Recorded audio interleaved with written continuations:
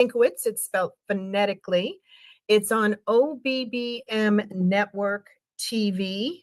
And what we talk about are all the election integrity issues across the country. It's basically a rundown every week. I choose at least 6 states that we talk about. I have a guest. My guest this morning, because we tape it ahead of time, was Ken Cuccinelli. And we also have a little trivia, but we have a vote notes that would be a topic of the day, where it connects you to more information. So we've already taped our 16th show. We're really excited about it. It is now an hour. Steve was one of the first people who came on my show when we were only half an hour. We've come a long way. So if anybody is interested in being a guest, you just have to email Tim, T-I-M, at fightvoterfraud.org. I'll have it in the chat. If you're interested in becoming a guest, he will be, getting all the emails for those. So we really appreciate that. Again, it's OBBM Network TV. So we're very excited about that. The next thing is I wanted to urge people to check in your own state on whether your election officials are actually certified. Every state is different. But what I have found here in Connecticut, we probably had 40 towns that legally couldn't run an election because the election officials were not certified. We're still pursuing all of that. And even the certification here in Connecticut was an absolute total joke. They take a 2-hour test and it's 50 questions, yes or no, multiple choice. They only have to score a 70. And it's open book.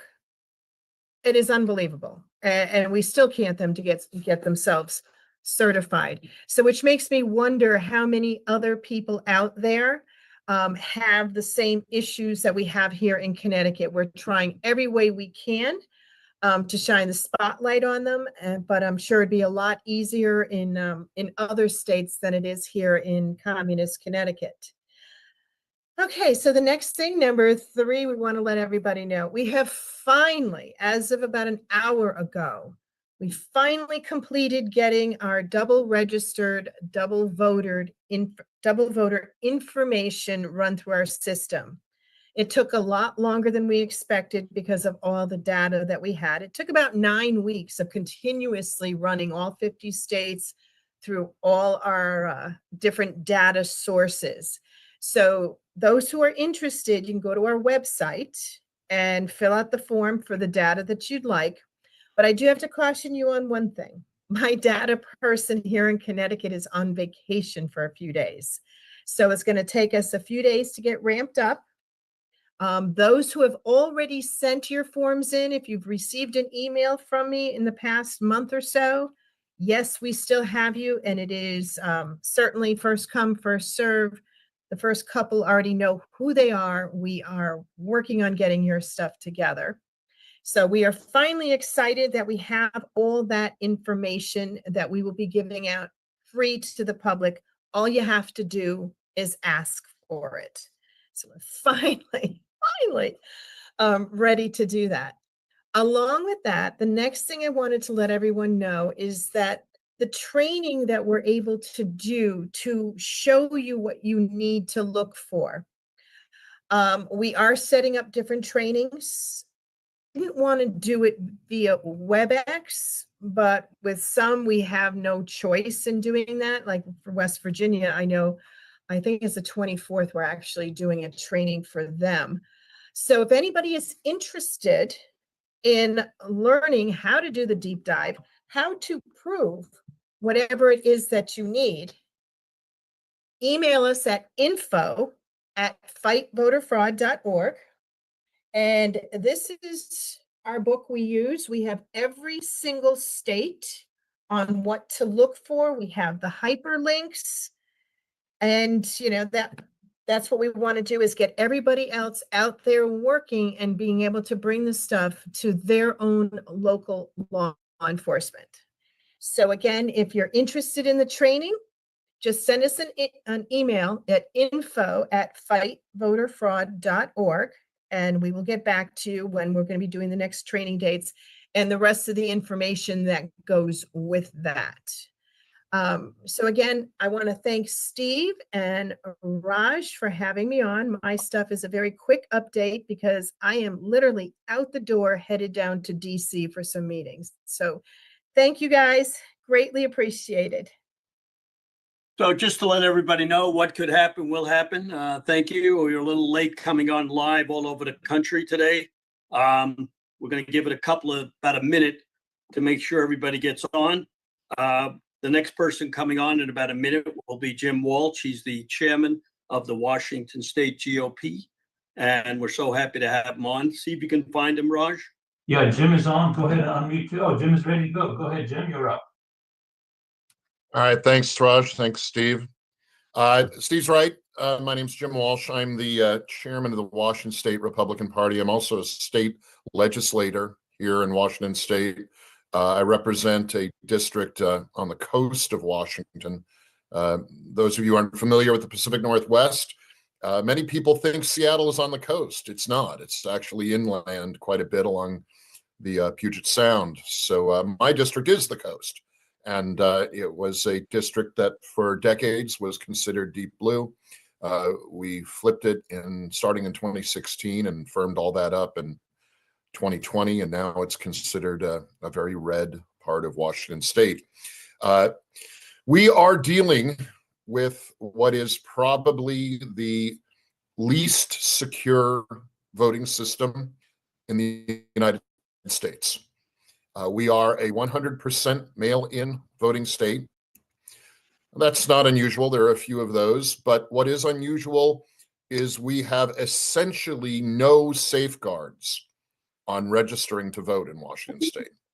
Okay. And not only do we have effectively no safeguards in registering to vote, no confirmation that a person registering is in fact a citizen, we have automatic registration, which some of you will be familiar with as motor voter.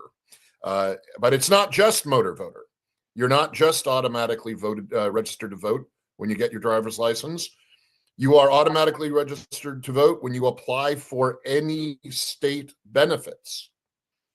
So if people apply for SNAP, if people apply for Medicaid, they are automatically registered to vote. And there is no confirmation that the person automatically registered to vote is a citizen. There is an attestation that you are a citizen when you are registered to vote. But if you are getting a driver's license or applying for government benefits, generally the person working your case checks that box for you. So you can, unless you affirmatively say, I am not a citizen, and you don't have to be a citizen, by the way, to get a driver's license or apply for state benefits in Washington. Unless you affirmatively say, I am not a citizen, you are automatically registered to vote. So we have drafted an initiative. Washington is one of about 14 or 15 states that have people's initiatives. That is legislation that you can start with the people, not with a legislator. And this initiative would require proof of citizenship when someone registers to vote. So it is controversial, although it shouldn't be. It polls at very strong bipartisan support. The polling we've done indicates support somewhere in the neighborhood of 75 or 80% support the initiative. That is support requiring proof of citizenship when people register to vote. But the left here in Washington State, which has dominated our state politics for several decades, is absolutely going crazy about it. The largest newspaper in Washington, which is the Seattle Times, has run several articles mischaracterizing the initiative, saying that it does away with vote by mail or it does away with standard vote tabulations. None of that is true. All the initiative does is require proof of citizenship when you register to vote or are registered to vote. Their second line of attack is that The initiative would require people to have what is called an enhanced driver's license. Here in Washington, we have two types of driver's license, a standard driver's license and an enhanced driver's license. For an enhanced driver's license, you have to prove proof of citizenship and residence, legal residence in Washington. For a standard driver's license, you do not. And so the left has attacked the initiative, saying that by requiring an enhanced driver's license, we are effectively creating a poll tax. An enhanced driver's license costs more to get than a standard driver's license. That's also not true. The initiative allows any number of ways to prove citizenship. The enhanced driver's license is just one. A birth certificate, obviously, would prove citizenship. A passport would prove citizenship. If you're a naturalized citizen, your naturalization document would prove citizenship. So the initiative allows multiple ways to establish your citizenship and therefore legal status to register to vote. But we are seeing the left here in the state, the political establishment and its minions in the media attacking the initiative pretty aggressively. But as they say in politics, when you're taking that kind of flack, you know you're over the target. And we believe that this initiative, oh, by the way, the number is IL26-126. I'll put that in the chat box later. We believe that the initiative is good reform. While there are lots of things we'd like to do more to enhance election security and boost confidence in our election integrity out here, we believe that requiring proof of citizenship to register is the first step and the largest step. It will effectively begin a process of auditing our voter rolls, our election voter databases. In Washington, as in many states, that process of managing the voter databases is handled by the counties. We have 39 counties in Washington, and each of the 39 counties is responsible for managing its database of registered voters. This is loosely coordinated at the state government level through the State Secretary of State's office. But the State Secretary of State does not have the first position in the eyes of the law for managing the integrity of the voter databases. And in an all mail-in state for voting, those databases have to be kept up by other means. In an in-person voting state, of course, you update your voter rolls every election cycle when people show up to the poll and sign the book and confirm their residence and their voting status is active. In an all mail-in voting state, there is no regular process for updating voter databases. And that is why this initiative and the requirement that someone prove citizenship is healthy, even beyond just checking citizenship. It's an overall check on the validity and currency of our voter databases. So we are challenged in Washington with one of the least secure voting systems in the country. This is not a partisan issue, by the way. We've had Republican election officials in our state in the past. Currently, at the state level, the Secretary of State is a Democrat, but it's been both parties have had a hand in creating the situation in which we have such an insecure election system. But we are determined to reform it. And as I mentioned, the polling on these reform efforts is strongly bipartisan. So this is not a partisan issue. It's a matter of cleaning up our process so people trust our elections more. You'll find when you start taking moves to reform and improve election integrity, the left will attack you by saying, show me evidence that there's voter fraud.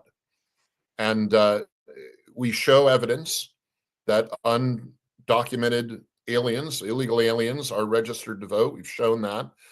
We've shown that people who are not rightly registered to vote are voting in districts and in elections. And we've even litigated some of these matters. We had a state Senate race last cycle in 2024 that was decided by about 180 votes, very close state Senate election. And we showed that there were at least 500 people who voted in that election who weren't legal voters in that area. And so we show evidence, and the left accepts none of it. They just pretend it doesn't exist and tell us that we have not provided proof of election integrity problems. So don't be caught in their game. Don't sweat hard trying to establish voter fraud. One bad vote is enough to warrant reform. And we can easily show there's more than one bad vote in Washington State. So while establishing fraudulent votes is important, many of the systems of abuse are designed to be hard to detect. In our state, proving voter fraud in a 100% mail-in voting system is difficult. But people in their gut and in their head know that there are problems, and people like Seth Keshel and others have done statistical analysis that show there are problems. And we think that going ahead with reform will be not only widely popular and bipartisan, it will actually improve outcomes, more transparency, and more confidence in our elections. So that's the state of play right now in Washington State. Steve and Raj, I'll hand it back to you, but happy to answer questions. We've got other people from Washington on this podcast on the call today, so I'm sure they'll have more to say too. Thank you very much. We appreciate you coming on, and we're going to have somebody from Washington coming up, Robyn Balcom. You want to unmute her, Raj?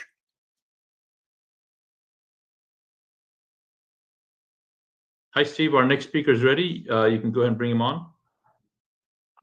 Go ahead, Robyn. You're up. Hi there. A little bit Our louder. next speaker is ready. Can you go and bring him on?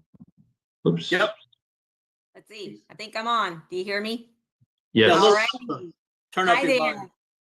Yep. My name, well, Steve, I'll let you ask a question or I'll just dive right in. I can talk all day. No, you're good. Go ahead. Awesome. It's an honor to be here today with so many patriots. I too am a patriot. I'm a woman of faith. I'm a mother. I'm a grandmother. And all of those things are what got me involved in the political world. I'm sure, as all of you know, this is not fun. You don't do it for kicks because it's quite torturous, frankly. But one of the things that really got me involved initially was election integrity. Being here in the deep blue state of Washington and living in King County, which is where Seattle is, it's just the worst. And so many people that I would talk to about voting would say, I don't vote, my vote doesn't matter. And that broke my heart because that goes completely against what our Constitution, how they established our government, that we the people were to have a voice. I stumbled across Dan Schultz a few years ago and started following him. I see that Dan is on the call. I've only met him via Zoom, but Dan, I honor you and your work with Precinct Strategy because we, a group of us in King County, were definitely under a stranglehold of establishment leadership in our party, which is KCGOP, King County GOP. And in December at our biennial reorg meeting, we applied the precinct strategy. We whipped the votes. We contacted PCOs. We found out how many were on our side, how many we could count on. We recruited people to come to the meeting, and we showed that the PCO is a powerful position. And we had to fight, and we had to use the bylaws and the meeting rules and all of the Robert's rules to do it in a way that was legal and effective. But when we stuck to the strategy, which really was kind of a military strategy, I thank God for the people who think like that, who got us lined up and ready. We went into the meeting, we did it by the book, we stuck to our script, and we the people, which is a fully, we had a slate that we called We the People. we took over leadership of the King County Republican Party.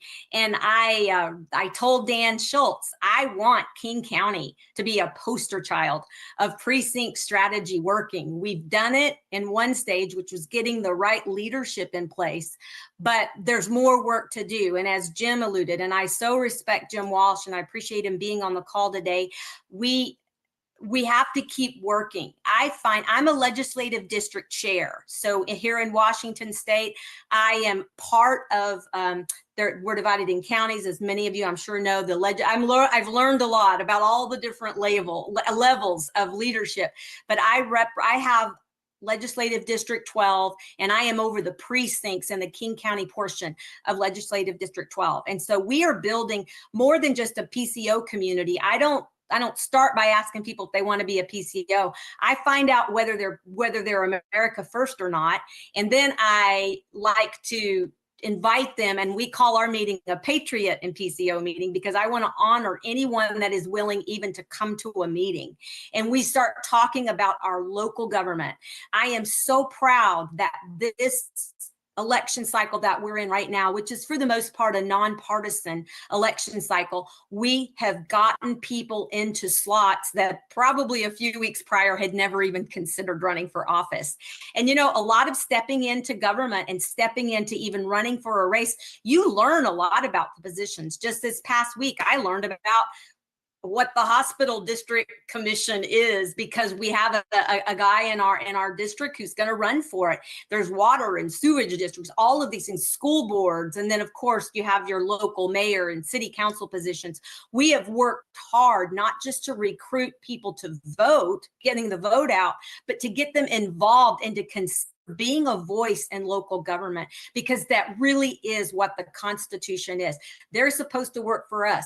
We have some wonderful representatives that in our district, and they were happy to have our help to get them elected, by showing up at parades and putting their signs out and door knocking. But what I think they may have been a little bit surprised is we've been watching them in the legislative session, and we've been calling them when they voted in a way that didn't represent us, because we've got skin in the game. We helped get them elected, so we let them know. I've worked on a rapport with our representatives, and when they vote outside of the way that we vote in our district, we let them know. And when they come to campaign again, we're going to have our list of why did you vote this way, even though I've already asked some of those questions. So there's a lot going on. I'll add to what Jim said, as far as election integrity, I was a part of, for at least one full summer, helping to clean the voter rolls. I found, as I went door to door with information showing, hey, shows that at your address, there's 17 people who live at this house. Can you tell me how many are active voters?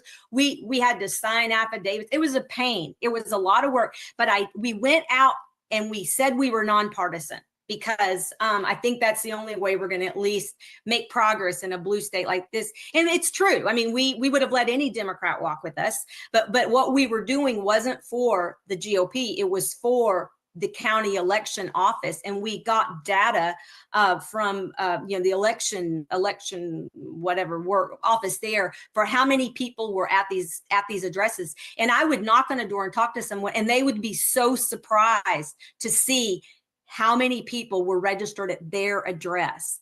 And that's a whole strategy that I could talk about in a different sector. But Steve, I just wanted to, I'm honored to be here. I'll take any questions. I'm a charismatic. If I believe in something, I can sell it.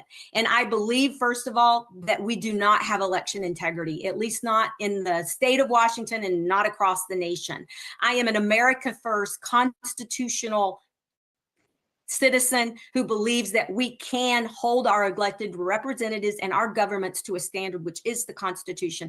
I also want to give another shout out there to Dan Schultz. I think that the precinct strategy is a brilliant strategy. And here in Washington, I think we have about a third of our PCO positions filled. That's not good.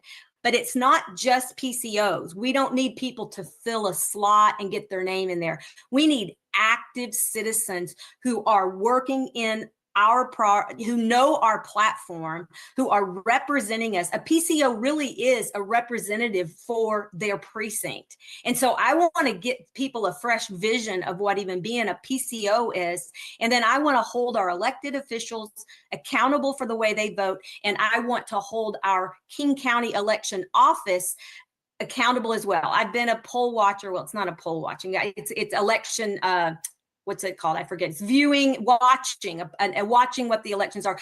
You may have heard this week, we have a couple of election watchers that are now being charged with, a felony because they wouldn't wear a mask. And that was in 2024. They come at us all kinds of different ways to discourage us from being involved in the government process. And I am excited that there's this many people here on the call today. I'm excited to be working in King County at the GOP. And I do believe we are going to make a mark, and the rest of the nation will wonder what the heck happened. A bunch of patriots woke up in King County and in Washington State, and we are going to flip this state red. I really am confident that we can do it. And thank you so much, Steve, for having me on today. Well, thanks for coming on. Question, why do you think you're not getting enough PCs in Washington? You have a third, and most places have 50. Well, I believe it's because it hasn't been a priority of the party, for one. And I would say, at least in King County, it worked better for them when they didn't have as many voices chattering at. And I think that when the PCOs realized the power of their position, and I think King County gave a boost of encouragement to the rest of the state, because if there's been, and I'll call it establishment leadership for a long time, they don't want a bunch of other voices in there. And Dan knows that very well, and I've heard him talk about it. So I would say we are working hard now to recruit PCOs, but we empower them and we let them know we're gonna have the power be from the bottom up, not the Thank you very much. So Raj, just show this. This is Dan's book. Okay, yeah, it's on. Can you put that? Yeah, we see it right now. It's on. You're on. Go ahead, Steve. All right. So www.precinctstrategy.com. Dan has spent 14 years doing this with Steve Bannon. We want to thank Steve Bannon. He's broadcasting this today along with Grace Chung and Maureen Bannon. Thank you very much. There you go. If everybody goes to www.precinctstrategy.com, look up his website, buy his book. It's $10 on Amazon. You will get to know how to become a precinct strategy person in your state. And again, Dan will host with me in September, precinct strategy, one person from every state talking about what's going on in each state. So that's going to take us a long time to do, but we're happy to do it. Our next person will come on from Washington again, Dale Whitaker. You want to put him on there? Yeah, Dale, go ahead. You're up. Hey, Steve, thanks for having me. So I ran for Secretary of State last year. I am actually British. I moved here in 2008 and I became a naturalized citizen in 2015. And I think that's important because the citizen verification initiative that Representative Walsh and Chairman Walsh has put forward is something that not just naturalized and not just born Americans are very, very passionate about, but also naturalized citizens are passionate about. People such as myself who believe that we have to put America first. Yes, I am British. Yes, I am a native Brit, but I am quintessentially America first. I believe that this country is the biggest hope that we have for the world. We have seen it time and time again in history. And I think what's important here is that in Washington State, we have an attorney general and we have a governor who will not prosecute election fraud and election crimes. In 2023, TJ Martinell from the Center Square had an article where he had proven that a foreign national voted in our election 28 times in Washington State, and that person was never put forward for prosecution. And this happens time and time again. And when I ran for Secretary of State last year, one of the big things that became very, very apparent is that we have no chain of custody with our mail-in ballots. Zero. There was a case in Bellevue where a woman received 16 different ballots for 16 different individuals at an apartment that she had with her son in Bellevue. And her question was, how am I receiving ballots, but I'm not receiving any of these people's junk mail? It made no sense. I get all these ballots, guys, but I don't get their junk mail. So we have a problem with chain of custody here in Spokane, where I am. We had just last year, actually, during election season, there was 20-some ballots thrown on the sidewalk. And they found that the UPS postal worker had thrown them, or it dropped out of their bag or something like that. We have no chain of custody with mail-in ballots. Very recently, I actually interviewed one of the good county auditors that we have from Kittitas County. His name is Brian Elliott. And we were talking about cast vote records. In Washington State, you cannot FOIA request cast vote records. They will not release them. So we cannot even verify that who we vote for is what our votes are cast for. Now, people talk about, oh, this is conspiratorial and so on. But there's a big question that's come up, and it comes up time and time again. And this is not just in Washington State, but it's across the United States. And the big question is, why is it that we're using these machines to count our votes when historically we could do it at a precinct level with voter ID? It's very fast and efficient, and yet we're taking 2 weeks to count votes on these machines that are supposed to be super efficient. Well, it turns out that they're not super efficient. And then obviously, a lot of us probably in this call have a lot of concerns about the machines and whether or not they're connected to the internet. There is a lady named Erica who FOIA requested a lot of documents from the Secretary of State's office. And within those emails, the Secretary of State's office admitted that they have to connect the machines to the internet in order to update the software for the machines. So in one hand, they're telling us these machines are not connected to the internet. All the while, they're admitting, well, we have to connect them to the internet in order for us to update the software. And anyone knows anytime you connect something to the internet, it becomes vulnerable. There's vulnerabilities. You don't even need to be connected to the internet. You have USBs. But we need to get back to a point with Chairman Walsh's initiative to a place where we are showing up at the polls in person with voter ID, and we are casting our ballots, and we can watch the process from end to end.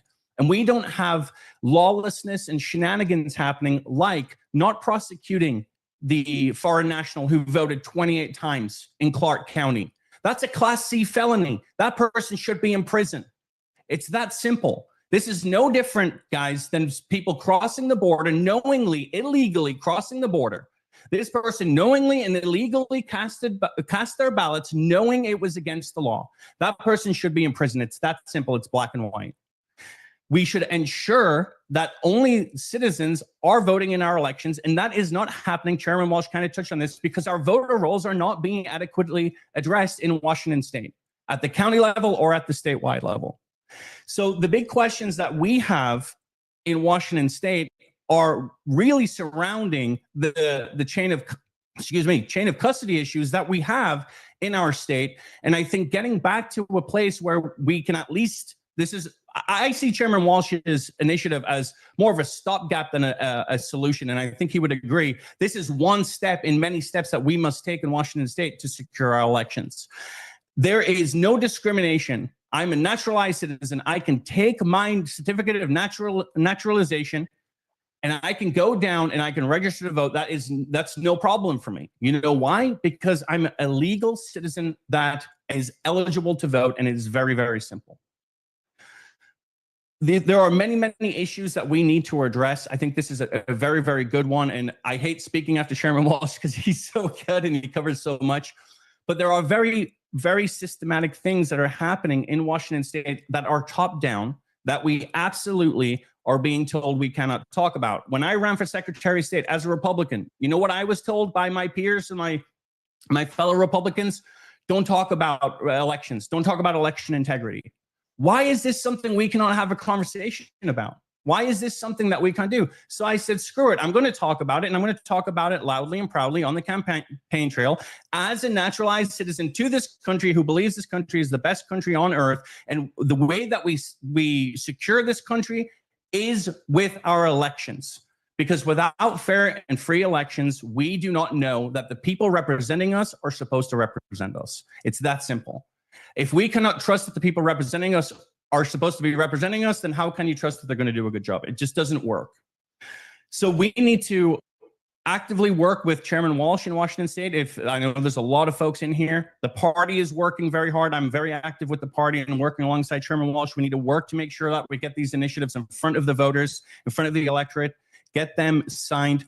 We need to make sure that people know they can check their ballot status. And I know this is, people say, well, is it really worth it? Because we don't even know if it's being counted correctly, but absolutely check that your ballot's been received on votewa.org to make sure that it's been received, that it's been counted. And if it hasn't, cure your ballot. We lost an election last year. The Public Lands Commissioner, we lost by a very slight margin. We lost getting 2 Republicans into the general.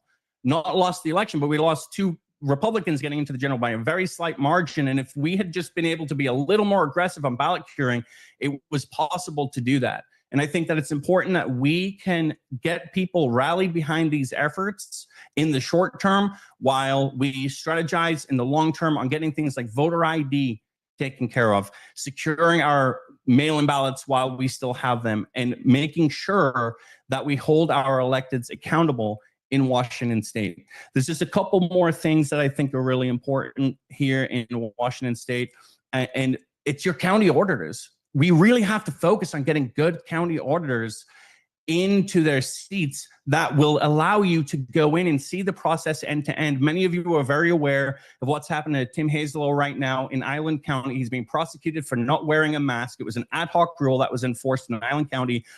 We need to get rid of that county auditor stat. That should not be happening. These are draconian measures that are being enforced against specifically Republicans. And the way we fight back is locally, at the local level, making sure that we have good county auditors that are going to allow us to observe from start to end. And if we can do that, that's one big step toward a good long-term election integrity in Washington State. Steve, thanks for having me. I appreciate it. Thank you very much. We want to thank some of our people who are podcasting this today. Ann Vandersteel. Hey, Ann, see you on there. Todd Callender for Cloud Hub. Larry from OBBM Network. Dan Smiglio, who always does a tremendous job. Dale Richardson in Canada. Jody Cox up in Michigan, I believe. Dan Nunn, who was at the airport in LA and got this on. So we appreciate that. So our next presenter, we want to thank John Goodman for giving up his spot for Dr. Jerome Corsi, who has some tremendous information that he wants to share with us. Raj, can you get him on? Yes, Doctor, he is on. Go ahead and start. Go ahead and unmute, please, and you're up. Dr. Corsi, go ahead and unmute. And if you turn your camera on as well.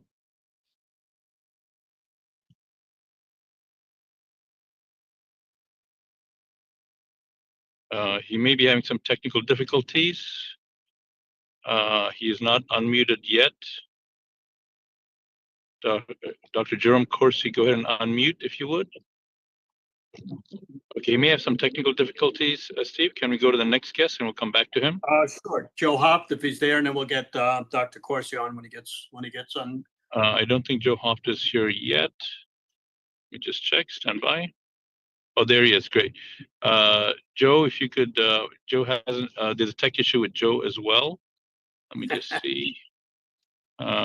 We have the other speakers on. We can come back.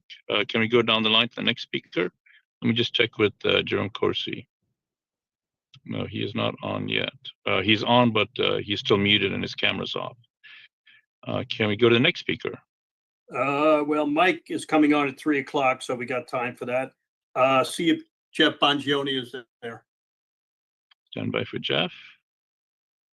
Raj, I'm here as well. This is Joe Hoff. Great. Let's go to Joe. Thank you, Joe. Making you co-host right now, Joe. If you could just turn your camera on if you're at a place where you can do that. There you go. Perfect. Go ahead, Joe. You're up. Thank you, Joe. Hey, guys. Great to be here as always. It's good to see some of the friendly faces out there. I recognize a couple of you, so that's great. I appreciate all you do and what you've been doing this now for 4+ years. So appreciate standing up for America and this great country. And as we all know, everybody on this call knows, if we don't fix this election, we're screwed. This country's done, and communism will take over. And we've already saw 4 years of this over the last period of time under the Biden regime, and it was a nightmare. And we're really lucky, I think, that we don't have another 4 years to that. And I think the next time we do, they're just going to start. You're gonna be thrown in jail. We already had people thrown in jail and not even a trial for 4 years. Jake Lang's an example. We've got President Trump, who they made up crimes about that was bogus. So the draft, the where we're at right now is just absolutely frightening. You didn't unmute. Well, it was not my time yet. It's 2:42. It's 2:50. I'm supposed to be on. Oh, you would, but don't matter.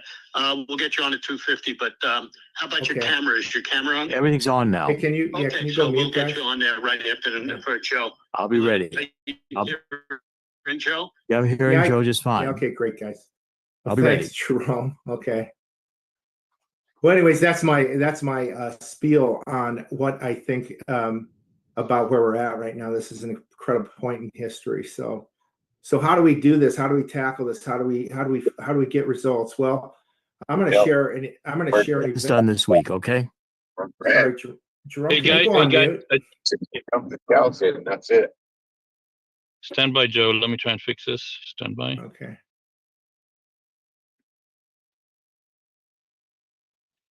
Okay. Sorry about the technical issues, guys. One moment. Stand by.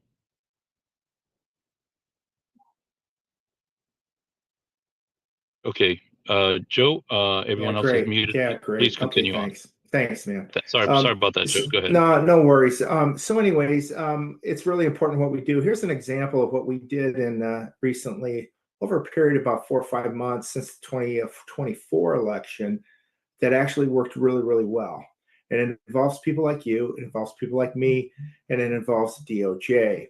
So I've talked about this before with Steve and Raj on one of these events, but I'm gonna highlight it again because this is kind of and I'd say God was in the middle of all this as well because so here's what happened after the 2024 election. As you recall, President Trump ran away with it that night, and we're all waiting to see what's going to happen next. We're going to have another train wreck like we did in 2020. That was my big concern, and fortunately, they awarded it to Trump that night, which was a bit shocking, especially after 2020. I realized I had post-traumatic stress disorder as a result of 2020. But we saw Trump was way ahead. The House and the Senate also were all wrapped up for Trump. It was going to be a huge blowaway. Plus, as you guys know, it was the popular vote with Trump crushed Kamala. Kamala was horrible. She was a terrible candidate, as we all know. She's going to be another pawn like Joe Biden. Anyways, what happened was a couple of days after the election, I'm notified by a lady in California that says, hey, Orange County here, which happens to be the 6th largest county in America. Hey, they're needing people to cure ballots. So I wrote a piece up about that. We got it over Gateway Pundit. And the next morning, President Trump retruthed it. That started some fire. So here's a part of a recommendation. If we have a big story, if we can get it to a site like Gateway Pundit, myself or Gateway Pundit, then we can push it.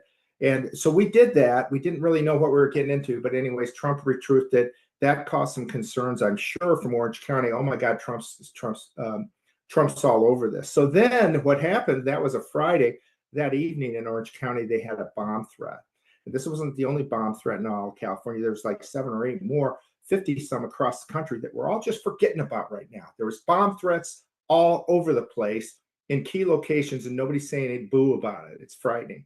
So anyways, what happened from that, we found out was that there were vehicles that showed up in the back of the facility. There was concerns that it looked like in Michigan from 2020, were they dropping off ballots? We ended up requesting video from that time period. We found that the peculiar thing was nobody was stressed. Nobody was, was scared. Again, if it was me after 9/11, you tell me there's a bomb threat in the building, I'm getting the hell out of there. But they didn't notify the people there. They ended up sitting there. We have video of these people doing their job. And we show this one lady, she shoves a ballot of 3 huge stacks of ballots, maybe thousands, through a machine at one time, not just once, but 3 times. And actually, someone pointed out the guy next to her did the same thing. And we wrote about that, and then they come back and say, oh, no, that she didn't do that. We checked. We get from Bob Page, the individual who runs the elections there in the county. No, we checked and everything's fine. And that was, and as being an auditor who's done audits around the world, China didn't China, they didn't tell me, oh, we checked, everything's fine. I received the information. They were upfront and transparent with me. Not in our elections. That's a big key. We've got to make our elections absolutely transparent. Next, what happened? A series of things. One thing is we got the data and we looked at it. 2.1 million people received ballots in that election in that county, but they only had 1.8 million people on their voter rolls. So again, they came back with a response, Mr. Page. Oh, that's because people came in, and the 300,000 that came in, we gave them another ballot. And we checked, he said. We use these poll pad things. Well, that's all garbage, as you guys know. BS, show it to me, prove it to me. I'm from Missouri. It's the show me state. I'm not believing your BS, And so then we go on. Eventually what we did, just to there's a number of articles that we wrote over a period of time. But one of the big articles then at the end was, I said, well, we know their voter rolls are garbage in California, because we'd pointed this out before. We know all of California, about 20% of their voter rolls are non-citizens. And it's because of the way they do it. I've written about it and put it up. It's what they do is motor voter. People come in and get a driver's license. They automatically shove them into the voter rolls, unless they say, no, I'm not a citizen. But if they leave that box blank, they automatically shove it in. So most illegals aren't going to say, I'm not a citizen. They leave it blank. They shove all those votes in, all those individuals into their voter rolls. We know there was 20%. So what we did is we checked the people that voted. Actually, we had the data of the 1.4 million people whose votes were counted in Orange County. We did a statistical analysis on that, just like I would do an audit, just like I did with actuaries, just like I did in graduate school. This was something that you do when you've got a large data set and you can't check every one. We did an analysis. We come out that 21% of the people that voted in Orange County were bogus. 21 were either non-citizens, were either invalid, meaning their address was someplace else, or we don't even know who they are, phantom voters.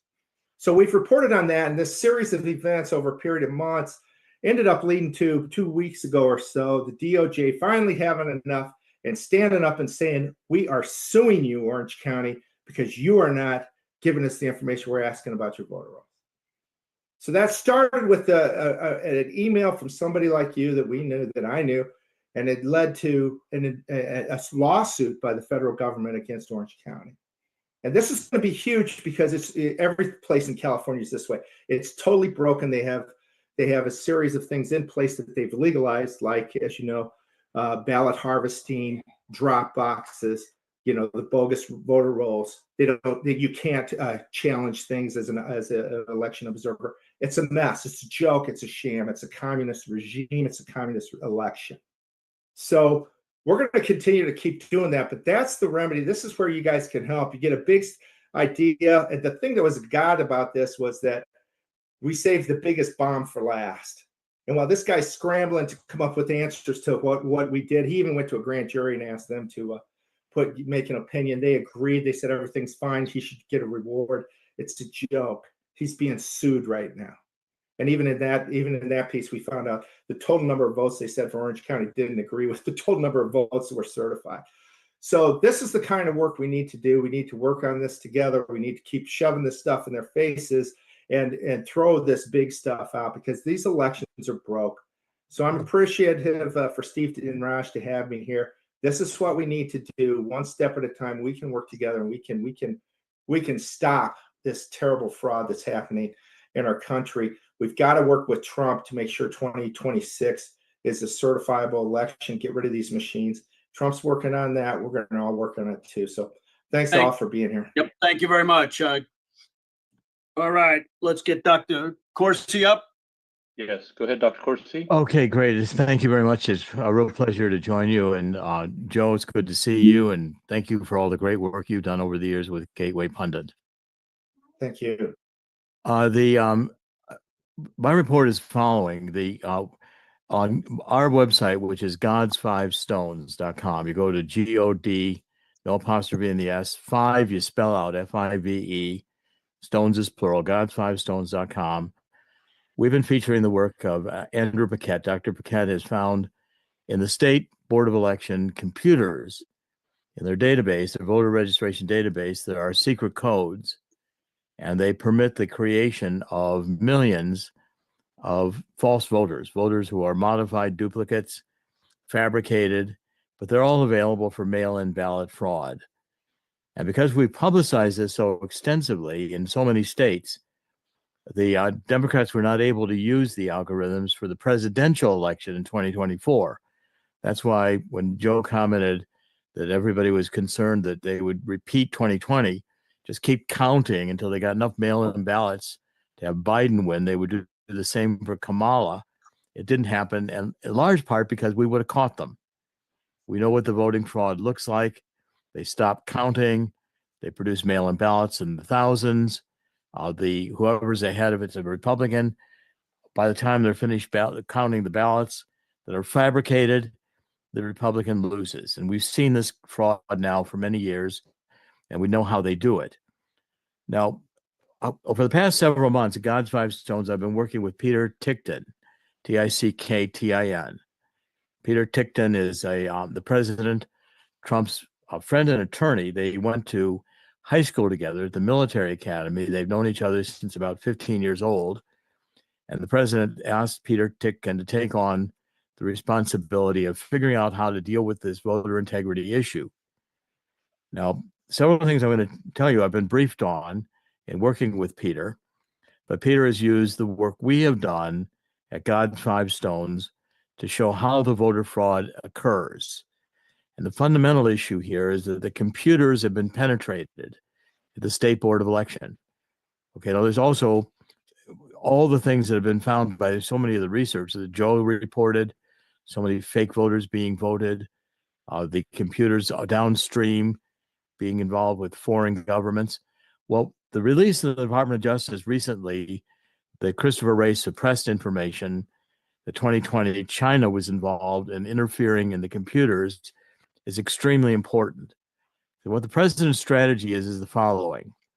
On March 25th, President Trump introduced an executive order that gave 180 days, I believe, to the states to come to a system of voter ID, proof of citizenship, limited mail-in ballots, more like absentee ballots traditionally were, rarely given, no mail-in ballots as a general, no drop boxes, none of this harvesting, and paper everything with the counting of votes done by paper and videotaped as the counting occurs, with the opportunity to challenge ballots and have, I've got a 17-page paper that's being circulated right now in terms of the steps needed to make sure that what Trump is set forth in that executive order are being implemented with specific, steps the states will be required to take in order to make sure the elections are secure. So the plan is in September, President Trump, most likely September, will issue another executive order, and this time, including under Article 2 powers of Commander-in-Chief, President Trump's going to declare a national security emergency. Our elections are so broken that they cannot be permitted to continue this way. And under Article 2 powers of Commander-in-Chief, Donald Trump is going to insist the states stop using all existing voter rolls, stop using all existing computers that handle those voting rolls, that we go to voter ID and proof of citizenship for new registrations, and that proof of citizenship demand the ability to make sure someone is a citizen before they be allowed to vote. Then new voter rolls will be implemented so that there can be in-person checking that the person who is voting is the person who is registered to vote. All ballots will be paper. All counting will be by hand and videotaped. There will not be any machines involved in the elections. Now, since this is an Article 2 proclamation, the courts don't have any say in it, including the Supreme Court. Because this is a national security emergency. We're under attack by foreign countries, and therefore the president, as commander-in-chief, is going to make sure our elections are secure and free of foreign interference. Now, this is a major step, and I think all the steps we're taking, this will not be solved in the courts. The courts are not going to take these cases. The states are not going to change their voting rules if they can't. And the Democrats are going to scream bloody murder to have these kinds of changes implemented. But what I'm here to tell you today is that, we're working at God's Five Stones directly with Peter Titkin, and we're going to have some very, very detailed executive order requirements from the states that will, as Commander-in-Chief, that will, even with the, there have been Supreme Court rulings that the President of the United States can determine the rules that states have to follow in order to make sure that the states are in compliance with federal requirements. And so therefore the Supreme Court's not going to be able, especially a Commander-in-Chief, to interfere in this executive order. The algorithms are still being used in down ballot elections, and this is going to validate the work almost everybody in this call has done. I see Mike Lindell. Mike Lindell's work, I believe, will be validated, and that we're going to be able, I think, to have a decision made so we have time before 2026 to get new rules in place mandated by the federal government for the states to follow for the midterm elections. We cannot allow the midterm elections to be stolen. We'll have 2 years of more impeachment in the last 2 years of Donald Trump's presidency, and the president's aware of it. So this is the solution that's in the works. And I just want to share with you what I've been briefed on and what our role is in trying to make this happen. And I greatly appreciate being in this call, and I've admired the work of virtually everyone here who have worked for voter integrity tirelessly. And I think we're going to reach the goal line here only because President Trump isn't going to put up with it anymore. And I think that the Department of Justice, will quickly announce a special prosecutor who will look at the fraud in the 2020 election. And again, a lot of things all of you have worked on and demonstrated are going to be vindicated with the solutions set in place as I've outlined here today. These algorithms continue to be used in down ballot elections. I wouldn't be surprised if 20% of all the Republicans. I'm on here right now. What's up? All the Democrats elected were elected by the algorithms, not by the people. Okay, just in conclusion, I think we're going to find that when these rules are in place, the Democrats are not going to have anywhere near close to the numbers they have in the House and the Senate. And we're going to have, I believe, the kind of overwhelming victory that President Trump had in 2024 be repeated in 2026. And so thank you for this time. And Dr. Corsi, could you repeat that for Mike? I think Mike came on late. I wanted to hear exactly what the EO is real quick that you guys are suggesting. Yeah, well, Donald Trump is headed to do an executive order, Mike, that is going to require, this will be issued in September. I'm getting circulated working papers as to what the rules are going to look like. But essentially, Donald Trump is going to say, under Article 2 powers as Commander-in-Chief, that we have a national security emergency. Foreign countries like China have penetrated the elections. There are algorithms in the database that in the state boards of election that permit the creation of millions of false records that can be used in voter mail-in ballots fraud. So there'll be new rules and regulations put in place that will require the states to stop using existing voter registration rolls, to stop using existing computers, to go to proof of citizenship, voter IDs for new registration, have paper balloting that will be monitored by video.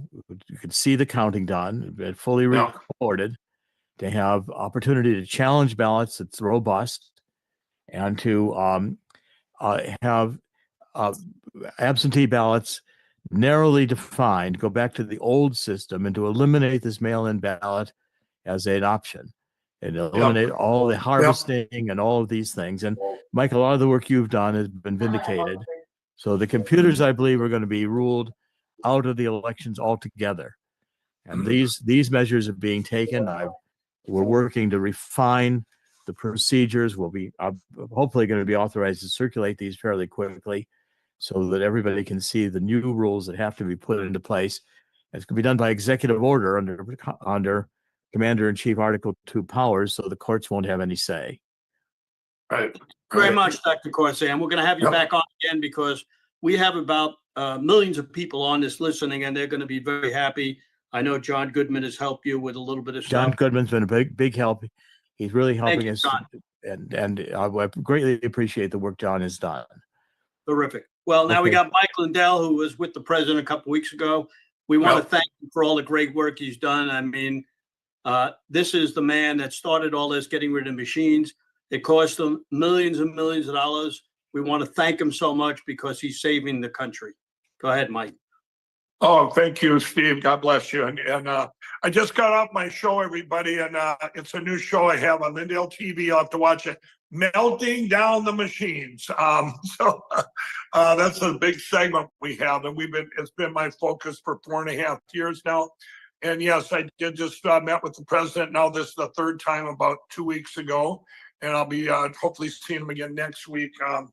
And one of our biggest focuses, you've heard about the a special prosecutor, but we also need a team that goes back in time. And then we also have a team going forward, everybody, to get rid of these machines and computers and the paper ballots hand counted before the primaries, before next year. And we're well on our way in a lot of places. So all of you can get updates every day. My show, that's all we're going to focus on every day. It's on lindelltv.com. You guys check it out. I just got announced today that Wendy Rogers has just brought stuff to Washington for a compliance review. You guys are hearing this for the first time, breaking news, for a compliance review of the Arizona machines, of the machines in Arizona. There's stuff going on in every state and every county. It's been a lot of it because of all of you. And we've started this for 4.5 years. The president back then, when I was raising my hand or whatever, he is one of the things him and I are aligned perfectly on. He wants to get to paper ballots, hand counted, same day voting, precinct level, voter ID. I mean, everything that we actually got put in when I ran for RNC chair. That's one thing that manifested out of that was the resolution that the RNC put out in August of, I think it was 23. And that was, it might've been August. Yeah, it was August of 23, I believe. Paper ballots, hand counted, same day. What would be the perfect system?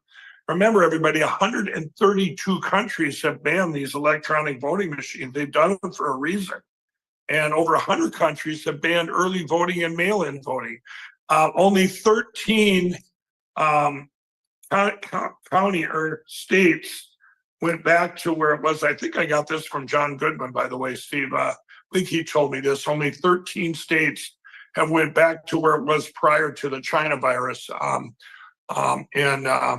where they put in all these rules. These, let's be like Minnesota. Minnesota had 45-day early voting long before any other state, but there's multiple things we've been fighting, and one of the things we talk about, and I'm sure everyone can appreciate on this call, one of my biggest surprises, bar none, has been these uniparty Republicans that block us at every turn. I was just on my show with a guy representing the state of Arkansas, and Arkansas, they could vote. Every county could vote to get rid of the machines and go to paper ballots. And this senator named Kim Hammers, who's now running for Secretary of State, we have to beat him. He pushed a bill through and said, if you're a county in Arkansas and you go to paper ballots, hand count, we're defunding your county. And when one county decided, you know what, we're going to do it anyway, and they went after those guys, and they're telling them they can't help out in the elections for 14 years. And let's see, who's the governor there? Sarah Sanders is the governor there. She's letting this stuff happen, and we don't understand why, everybody. So we're up against these uniparty Republicans, and maybe some of them are duped. Maybe it doesn't matter. This is, we're not going to let them stand in our way. We are in a critical time right now. I told the president 2 weeks ago, I said, sir, I promise you, your next 4 years are not going to be in vain. We cannot let it be just a time in history, everybody, where things were great for 2 years or hopefully 4 years if they don't steal these midterms. And I said, it can't be. We've come this far. We've got to continue on. We have to win this. We have to. We absolutely have to get rid of these voting machines, secure our elections. This has to happen. There is no And God willing, it's going to happen. The president knows the urgency of this. He knows everything started from a stolen election, and then everything that's revealed itself. He's got you just heard about that executive order that's coming. He put one in about 2 months ago on the stuff that a lot of the stuff I had given him. And there's things in there that the states are already violating. When you talk about QR codes and stuff like this, these other things that they're violating, and these states are going, you know what? We know the president put that out, but no one's enforcing it. And one of the things, like we say, our government deemed our elections critical infrastructure. And president puts out an executive order and they're not following it. And then what they're doing it, getting around it because of just like California did when we went there, the handicap laws. And by the way, California had the best handicap laws in place. If you were in California, you go back before we went all in on Shasta County, and then they changed the law on us. But what California had was, it's like a confession thing. If you got a handicap, a machine can't cover every kind of handicap anyway, and that's a fact. So what you could do under the confession, the way to do it, you bring someone with you, like the old days. Somebody comes with you, or you get there and you let Johnny Bananas, you sign a little sheet that it's okay for him to see who you voted for. Who cares? This worked. This worked for decades, and it's got to work again. We can't use that to block us. It's bad enough that the uniparty Republicans block us at every turn to get this done, but they can't block us anymore. The word's gotten out, everybody. We're in a much better position now than we ever were. We've got our voices have gotten so much bigger. You go back 4 years when this all started, 4.5 years, when 1.2 million Americans were deplatformed on January 7th and 8th. If you talked about, if you spoke out about Jesus Christ or against the vaccine or said anything about the elections, you were banned. You were canceled on Szynkowicz Facebook, Jack Dorsey's corrupt Twitter, Vimeo, YouTube. They canceled us all. That was our voice going down to nothing. Then lawfare started in February 4th when Smartmatic sued Fox News and started lawfare. Had not been done in our country. It had not been done in our country since the 1700s. And over 100 people, everybody was sued, so our voices were silenced. Everybody was afraid to speak out or they would get sued too. All these networks, your Fox Newses of the world, your Newsmax of the world, they became weather channels that wouldn't talk about tornadoes or hurricanes, which means they wouldn't talk about our election platforms. This is where we're at, but we've come a long way. Since that time, look at our voice has gotten huge. Our voice has gotten so big. We've got all your social media platforms now, from Vocals, Truth Social, Getter, Gab, even X now, Elon's X, even got Szynkowicz quit covering stuff up over there at Facebook. So our voice has gotten bigger as we have now, like, just a thing like Wendy Rogers bringing that review in for the Arizona machine. These things that are happening that are going to be good things, the word needs to get out so everybody knows what's going on so they can't get suppressed. Or you got people like in Arkansas, this Kim Hammers that runs this bill through, he's going to be called out. You're going to have governors that are blocking this going to be called out, like Sarah Sanders. You're not going to block us anymore. We've got to save our country. You guys, I'm going to tell you this too. Just so you know, I just brought this to the president, to the White House when I was there. Our teams that are on the ground in all 50 states, over 300,000 strong, and all the data and all the stuff that I bought and collected over the last 4.5 years, we took all of that and all the technology, the cyber guys and everything, to the best of our knowledge, 9 congressmen and 4 senators were stolen in the 2024 election. 9 and 4. That's what we're 100% sure of. So let me tell you, if I'm their marketer for evil, all I've done is say, you know what? They're on to us.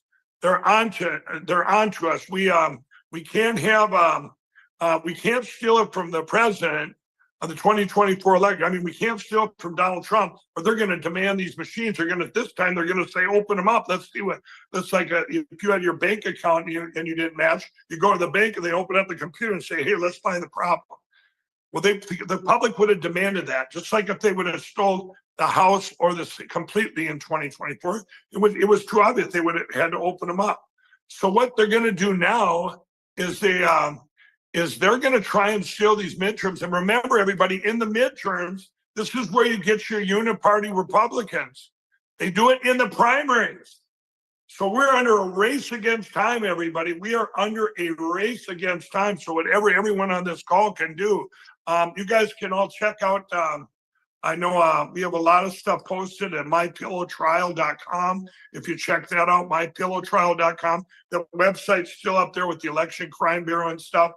And why is it the trial? I'm going to tell you guys, we had a big breakthrough about a month ago. As you know, MyPillow, when they sued over 100 outlets back in January of 21, they sued me, over 100 people. They sued Fox News, all these other news outlets, but they only sued one company, MyPillow. And why did you sue MyPillow? Number one, there's only one reason: you want their CEO to shut up and quit talking about to get rid of these electronic voting machines. You want him to shut up. That's what they did. So they sued my innocent MyPillow, my employee-owned company. Well, over the last 4 years, everybody, every single person that got sued or platform has so far settled because their insurance companies say, hey, we need to settle this right now. It's going to cost way too much money. Or the person or platform has just settles it out of fear of going completely bankrupt. Well, let me tell you what happened. I brought it all the way to jury trial in May. MyPillow was 100% vindicated, everybody. You need to check this out at mypillowtrial.com. Now, they were 100% vindicated. They still put out $2 million that I owe personally, that because I used my First Amendment right of free speech and called them traitors and the biggest criminal crime family that ever lived, or something like that. And and I would say it again, because this is the way it is. I mean, if you can't speak out about these machine companies that we paid for, that's part of our government, this is bizarre. That's what lawfare is, to silence our voice, So we had a huge win there with MyPillow, totally vindicated and found innocent. But let me tell you, everybody, if this doesn't scare you, here's what they said. The Dominion, they had Smartmatic. By the way, all the machine company lawyers were all sitting around the courtroom like cattle. And anyway, here's the last thing the jury heard. Ladies and gentlemen of the jury, you all heard that, you all know that Mike Lindell, he had a net worth of over $50 million, and now he's minus 10 million. You've all seen that in the news. You've all heard it here in the trial. He's borrowed millions, and but he said, we're asking you that you rule for us and give us $60 million. $60 million. That's what we're asking for. And if it bankrupts MyPillow and Mike Lindell, so be it. Because we need to send a message to the United States that you don't put out disinformation about our election. That's the last thing the jury heard. But by the grace of God, the jury looked at that and they didn't listen to this guy, and they went and said, MyPillow has done nothing. Can you imagine advertisers in this country afraid to advertise on shows because of lawfare, of what the host might believe in or say? It's disgusting. But this opened the door. This opened the door, everybody, that no man could shut. That was the biggest win. It opened it up. And what we're doing now, I just met with the president 2 weeks ago. He's working from the top down, and we're working from the bottom up, and we're in a race against time to get rid of these voting machines. And I'm going to tell everybody, you guys realize they don't have to all go at the same time. Argentina did it in 4 months. They were the last states. One judge ruled, hey, they got to go. It can be done. We already have the replacement systems, at least 3, that are the best hand counting paper ballot systems in the history of the world. I met with France, Germany, the Netherlands, all these places. All this best technology has been put together. You want to do an audit, you rewind the tapes. It's a beautiful thing. So we've got everything answered. We're 5 years ahead of this. All we need now is something to say, hey, they got to go. They got to go. And I believe it can be done, and it's going to be done very fast. but realize even if you haven't done it in areas, you can't have one area with machines and one area with just paper ballots hand counted, because you're going to have these huge deviations. And this time around, with our voices getting so big, we will get the word out and say, open up those machines. It's like having one bank will show you your records and one won't. This time it'll all open up. So I'm very encouraged, everybody. And I want to thank each and every one of you for you guys never giving up and stay with this. We have to save our country. Right now is the time. And if we can't let like I told our president, the next 4 years be in vain or just a time in history. We're in the greatest time to be alive.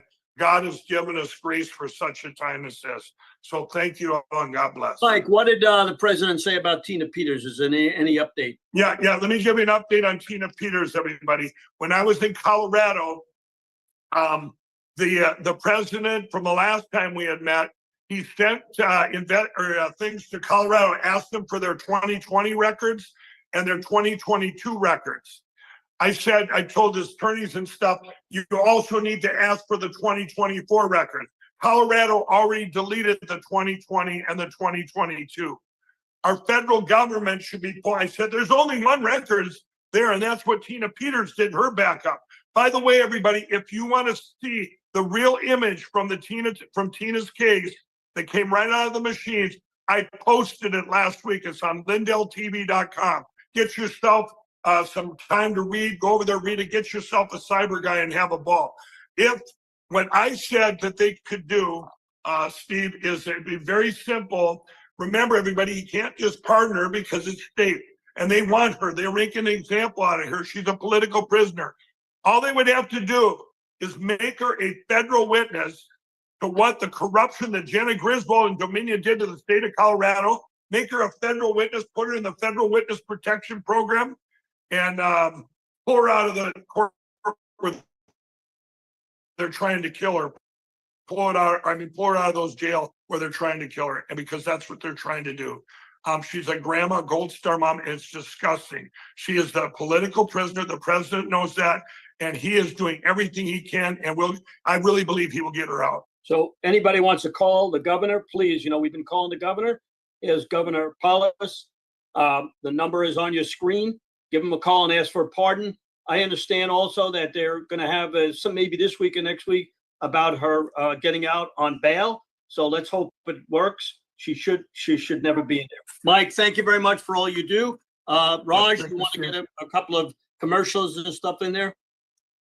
Yes, thank you, Steve. So again, my friends, this show, and now not just what you're looking at here, but all of the behind the scenes work with a network of podcasters that Steve has put together take so much time and effort. And so we have two sponsors for this event. I'm going to show you the first one. You've heard me talk about it before, and this is the Reclaim campaign. We were just so fortunate in just over the weekend to actually speak with Steve Bannon and a number of other fantastic speakers at the Charlie Kirk Turning Point USA Student Action Summit. My friends, I'm going to share with you a quick update from the Student Action Summit because it ties into the Reclaim campaign. And right after that, I'm going to give you one more special message that I really would like you to please pay attention to and please take action on. And so here we go. We're going first with the Turning Point USA update report and Reclaim campaign. Here we go. Those B-2 pilots in Missouri hear you loud and clear. I'm here at Turning Point USA in Tampa. We just wrapped up. You can feel the pulse of America waking up. These young men and women are fired up. But as you know, it's what happens afterwards that matters. And that is why we're having the Reclaim campaign taking place on July 26, 2025 in Venice, Florida. My friends, 7 objectives. I'll share 3. 1, help you find the best possible candidates to replace those that are in office right now that are giving you lip service and not honoring your requests or taking actions that you want them to take. Number 2, how to fund the campaign so that they have the war chest necessary so they can win those elections and get them in the primaries as victorious elected officials in the primaries. Number 3, how you can increase your footprint increase your voice, and become the dominant voice in your community. So what you want, not what the establishment keeps saying, what you want gets honored, gets heard, gets acted on, and gets implemented. Nothing else, nothing short of that will be sufficient. My friends, if that is of interest to you, go to reclaimcampaign.com right now and buy your ticket. We have a few more left. Ticket sales will end soon. July 26, 2025, reclaimcampaign.com. The importance of what people do at the local level, because that's what the Reclaim campaign is attempting to do. Bring different groups that are currently working together so they can do a better job of getting better candidates, raising more money earlier, increasing the political force and capability at the local level. Absolutely. Power that comes from the top down is power that can be corrupted, bought, captured, stolen from us. The more power is coming from the top down, the more we're going to lose, because they're all corrupt. The more that we focus on methods of bringing power from the grassroots up, the more that's not something that they can steal, not something that they can corrupt. So my friends, you heard it right from Patrick Byrne. If you haven't already, make sure you get connected with reclaimcampaign.com. July 26th, make sure you go to the Reclaim campaign event. This is very important to make sure MAGA's voice is heard in the great state of Florida. Remember, Florida and Texas are the two railheads of the MAGA movement. So let's go. Make sure you get hooked up with Raj and the team over at Reclaim. Do it today. So there you go. And now I'm going to do a Steve Stern move. I'm going to do a Steve Stern move right there. Reclaimcampaign.com. Right there. Reclaimcampaign.com. And now you can just see flag shirts. So before we go back to our set of speakers, another very, very important message. We have all kinds of things coming up. You guys have got birthdays. You've got anniversaries. What do you get for the people in your life? Here's the answer. And let me actually share that so you can see it. Again, this is the flagshirt.com. Important message. This is what helps keeps these calls rolling. And here you go. This is your next event that's taking place. Father's Day, graduations, Mother's Day. There's amazing gifts here for Mother's Day as well. Take a look. What defines the American spirit? Preserving life, liberty, and pursuing happiness. Caring for the nation we call home and its people. As patriots, it's our duty to drive the entrepreneurial spirit, pushing hard, reaching for success, sharing patriotism, because the American way of life is for all to live. The flag shirt, where freedom reigns. Again, my friends, please take action. Reclaimcampaign.com, and Steve Stern has got the flag shirt. And look at that hat.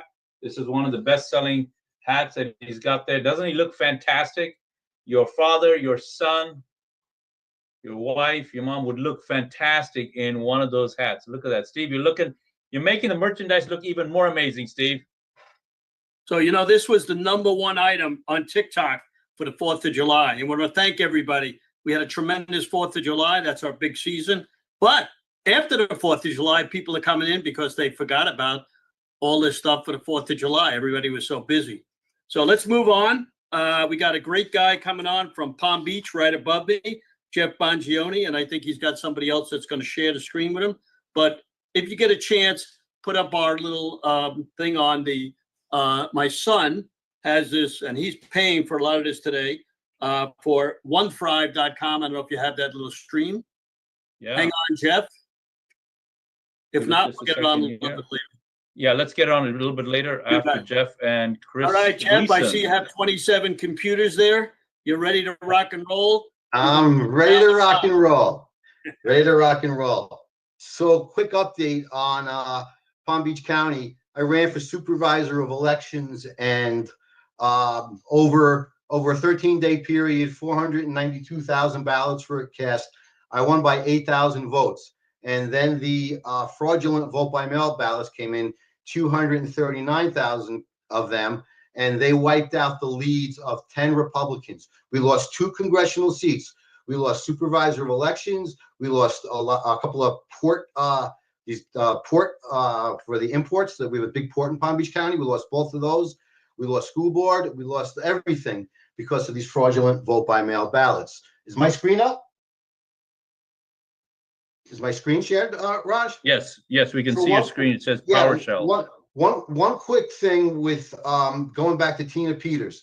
Now, I have a copy of that forensic image that Mike has posted. I actually got it before he got it posted up, and we did forensics, and we found something called time stopping. Okay, where this changes the dates of logs. Now, how does that tie into my my local case in Palm Beach County? Well, we have an admission from the Palm Beach County Deputy Supervisor of Elections in a sworn affidavit to Judge Cannon in my July federal case, stating that she didn't know what she was really talking about, or she didn't know the laws, and she admits that she doctored a official election record. Now, right now, currently, I have an election challenge. It's the same exact case that Peter Tickton brought on. We basically, a couple of guys, Chris Gleason, John Siamas, did the groundwork, got him the information. Peter Tickton represented two cases. Neither of them went anywhere, except mine, pro se, is still alive. Now, this should be national news. Right here, we have an order. I got the judge disqualified, people, because she was biased. She was concealing the fraud, and so were the attorneys. Now, it's crazy what happened. We wanted to show the court on a monitor an actual EL68A report. This is a mandatory report, statutorily required by the supervisor to produce. She did not produce it when I did a public records request. She denied that it existed. So right now, as we stand, Palm Beach County cannot verify the election results. They've yet to do it. And this is the essence of my case. And as you can see here, these are log files. And this is something that Chris got through public records request from Hillsborough County. And you'll see ballots 9, total votes 2,114. Okay? You're going to also see some logs where votes exceed ballots. Now, this is their data. Chris has all of the information that shows this is official government data. And what happened when we went to show this to the court, Chris was on the stand, and let's see if I can get to the transcript. I can move this out of the way.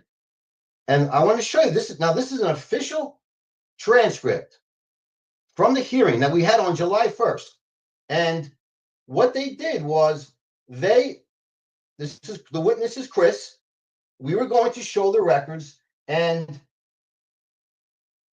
they were going to prosecute Chris and us and myself for asking this question that would reveal the truth. So here's this. This is a big problem. Chris is going to go into it. Another minute, I'm going to kick it over to Chris. But as you can see now, the case was reassigned to a new judge. This should be national news. No one's talking about this. And what happened in the courtroom was something that I've been hitting on with the local ground game of the sheriff, okay? The sheriff and Wendy Link both outperformed Donald Trump and Kamala Harris at the top of the ticket. Wendy Link got 39,000 more votes than Kamala Harris, who won the county on fraudulent mail-in ballots, no less. And the sheriff got about 47,000 more votes than the top of the ticket.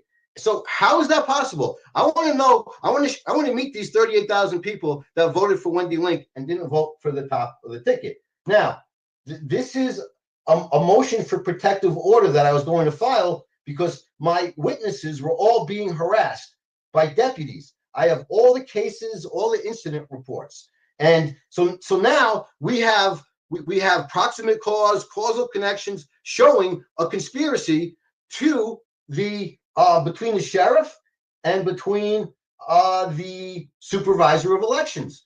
Also, in my federal case, I was found to have standing on 2 counts. So I can go back to federal court. Now I have even stronger evidence of the courts suppressing the concealment of fraud. And I'll turn it over to Chris. Chris, you can give your experience of testifying in the free and fair county of Palm Beach.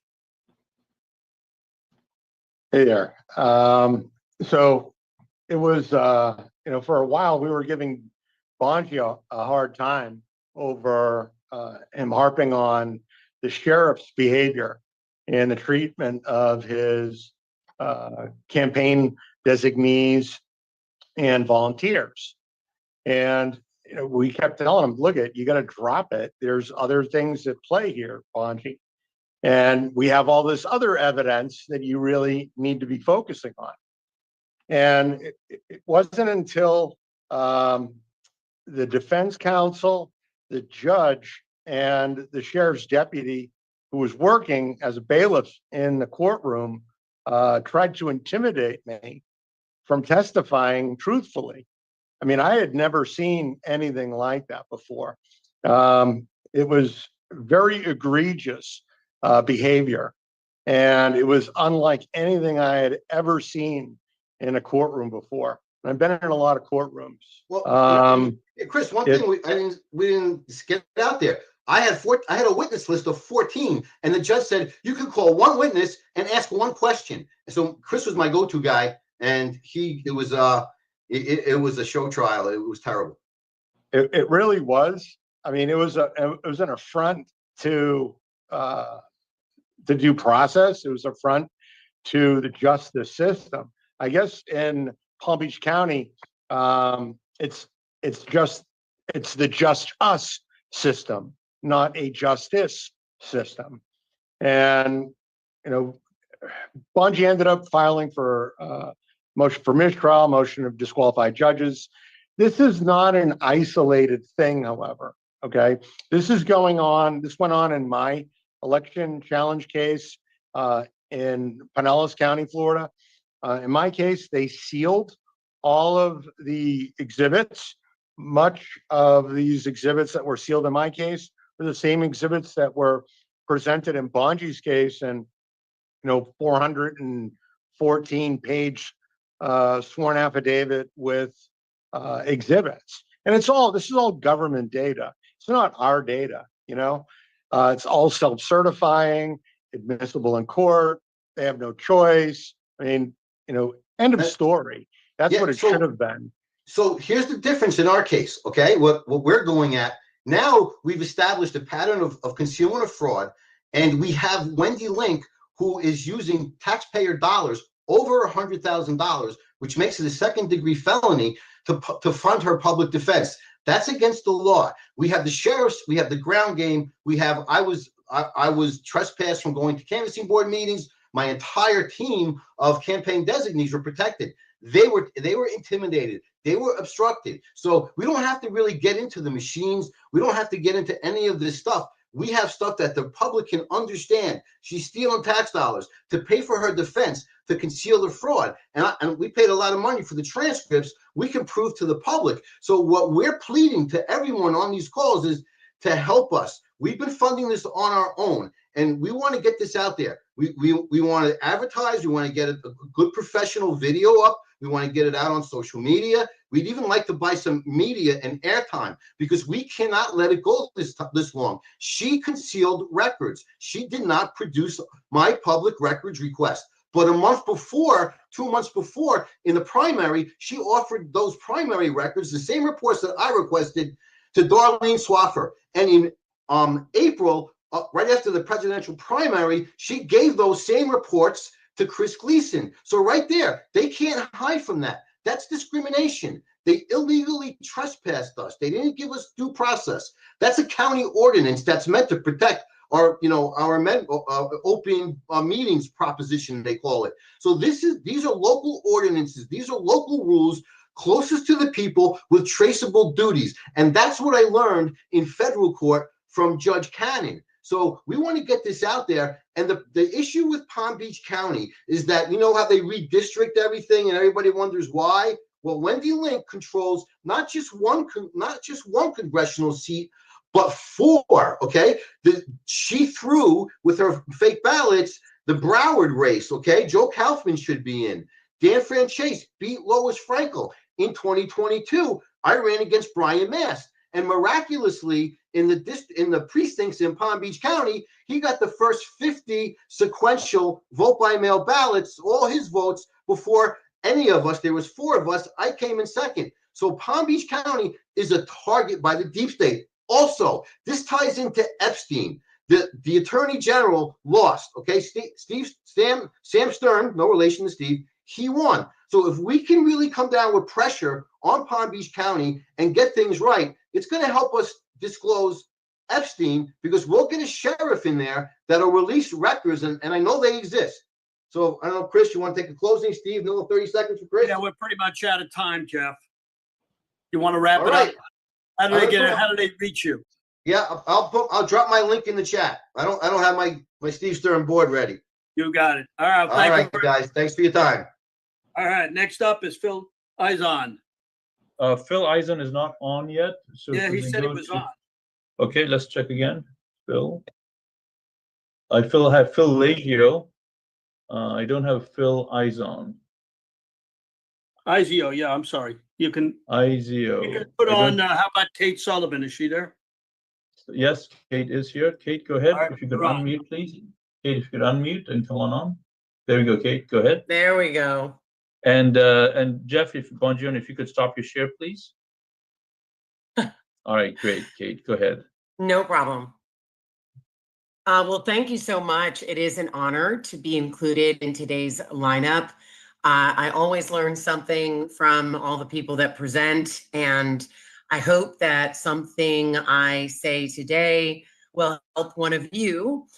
So with that said, when I am finished, I will include my email in the chat as well as our website. Just if there's any follow-up questions or things about what we are doing. So just to get started, I am with Secure the Vote Maryland. We are a grassroots organization that focuses very heavily on holding boards of elections accountable. We are really focused on our 2 main priorities are securing future elections. We're not interested in relitigating past elections. I'm sure, like all of you, we know that's not possible and it really doesn't work. We don't want to spin our wheels in that direction, but it is very important that we use past elections to make sure that secure elections in the future. And I think something we always say is we are trying to restore faith in our elections in Maryland. We have always felt that there is a huge opportunity for these boards of elections to work with us. And we always hold out hope that there will be a collaboration. And in fact, we have found that there are 24 jurisdictions in Maryland. We at Secure the Vote we have all 24 jurisdictions represented. So when we say that we would like to work with boards of elections, that means that we are using those local people to join boards of elections meetings and bring the things that we put together and Secure the Vote to them directly. We meet every Saturday morning via Zoom. That's how we keep people engaged. When we meet, we talk about our priorities and for that week. Every single week, we have ongoing priorities that we focus on for that particular week. We are a blue state. Maryland is a blue state, and I think we enjoy a wonderful collaborative spirit because I think we have shared trauma living in such a blue state. We have incredible support from our state party. There's lots of local conservative groups that support us. Robyn Sachs, I know she's on this call. She has been a tremendous help. She always connects us to all the people that are doing great things nationally. We've worked with United Sovereign Americans and the great work that they do, obviously True the Vote. So I mentioned that because I really believe that that has been the key to our success in such a blue state, is that we've always relied very heavily on other people and their trusted expertise. And then we sort of pick and choose and we use whatever other people come up with, and then we'll bring it to sort of those all politics or local situations. So we'll take those local ideas, those national ideas, and take them locally. We have key priorities. Our key priorities, and some of these may sound very familiar to all of you, are list maintenance, open meetings violations, legislation, advocacy, and citizen action. So I'm going to talk today very, I think it's really important for us to focus on what is working. I find that that's always been helpful for us. What's working and why is it working in Maryland? So those are the things. I think we all know the problems. So I wanted for today's call to focus on some of the solutions that we have found work in Maryland, and maybe they'll work for some of you across other states. Our background is that we filed 2 lawsuits, and one of them we were successful. We prevailed. That first lawsuit was asking nicely, and we asked nicely, and they didn't. So we sued them and we won. That we are allowed as citizens to canvass rolls, to investigate rolls, and insist on accuracy in our rolls. So they tried to stop us from doing that. We sued them and we won. And that was wonderful for not only Maryland, but across the states, because we set a precedent that other states can investigate the rolls. Now, we filed another lawsuit that was in conjunction with United Sovereign Americans. Unfortunately, we did not prevail on that one. We lost on standing. But what I always love to highlight, and my team, every week we talk about this in our 8 a.m. Saturday meeting, about even though we lost legally, what we learned in that process is how effective you can be sort of quietly pushing these boards of elections to do the right thing. Yes, you can file lawsuits, and we hope all those that have filed lawsuits prevail. That would obviously be great for all of us. But in the meantime, we have been working very diligently to, at a local level, hold these boards of elections accountable in all our 5 priorities. Now, list maintenance is probably not unlike all of you. We have deceased records, we've got duplicate records, we have moved voters. Those are our primary priorities, and we purchase our lists monthly. Maryland makes it very easy to do so. And we analyze those rolls, and on a monthly basis, we submit all of those inaccuracies to our local boards of elections and also the Office of Special Prosecutor. That's the process that it takes in Maryland. Maybe all of you have something different, but we have found that on a monthly basis, submitting those to the local boards of elections and the Office of Special Prosecutor, that even though sometimes they deny what we say or they quote ignore what we say, we always find that the next month they've corrected it quietly. So it's this way that they can save face. They don't have to necessarily say that we told them they were wrong and that we were right. But what we have noticed is that they will go ahead, they being the boards of elections, they will correct, they will remove those voters, even though they don't necessarily give us the credit that we showed it to them. So at the end of the day, we feel like, well, we've made a difference and they saved face, and we got them to do the right thing, even if it was quietly. So that has been a very effective strategy. And along those same lines, we also work with open meetings violations. So open meetings violations might not seem like something that's important, but it is a wonderful way to hold Board of Elections accountable. We submit our open meeting violations. That's like if they don't post their minutes, if they don't have an agenda, their minutes, or they don't post their agenda. Something that has come up recently, closed meetings. We have found that boards of elections across the board are habitually moving into closed meetings so they can discuss things that are uncomfortable and they don't want pushback. We as a team have noticed that. We have a wonderful group on our team that really focuses on that.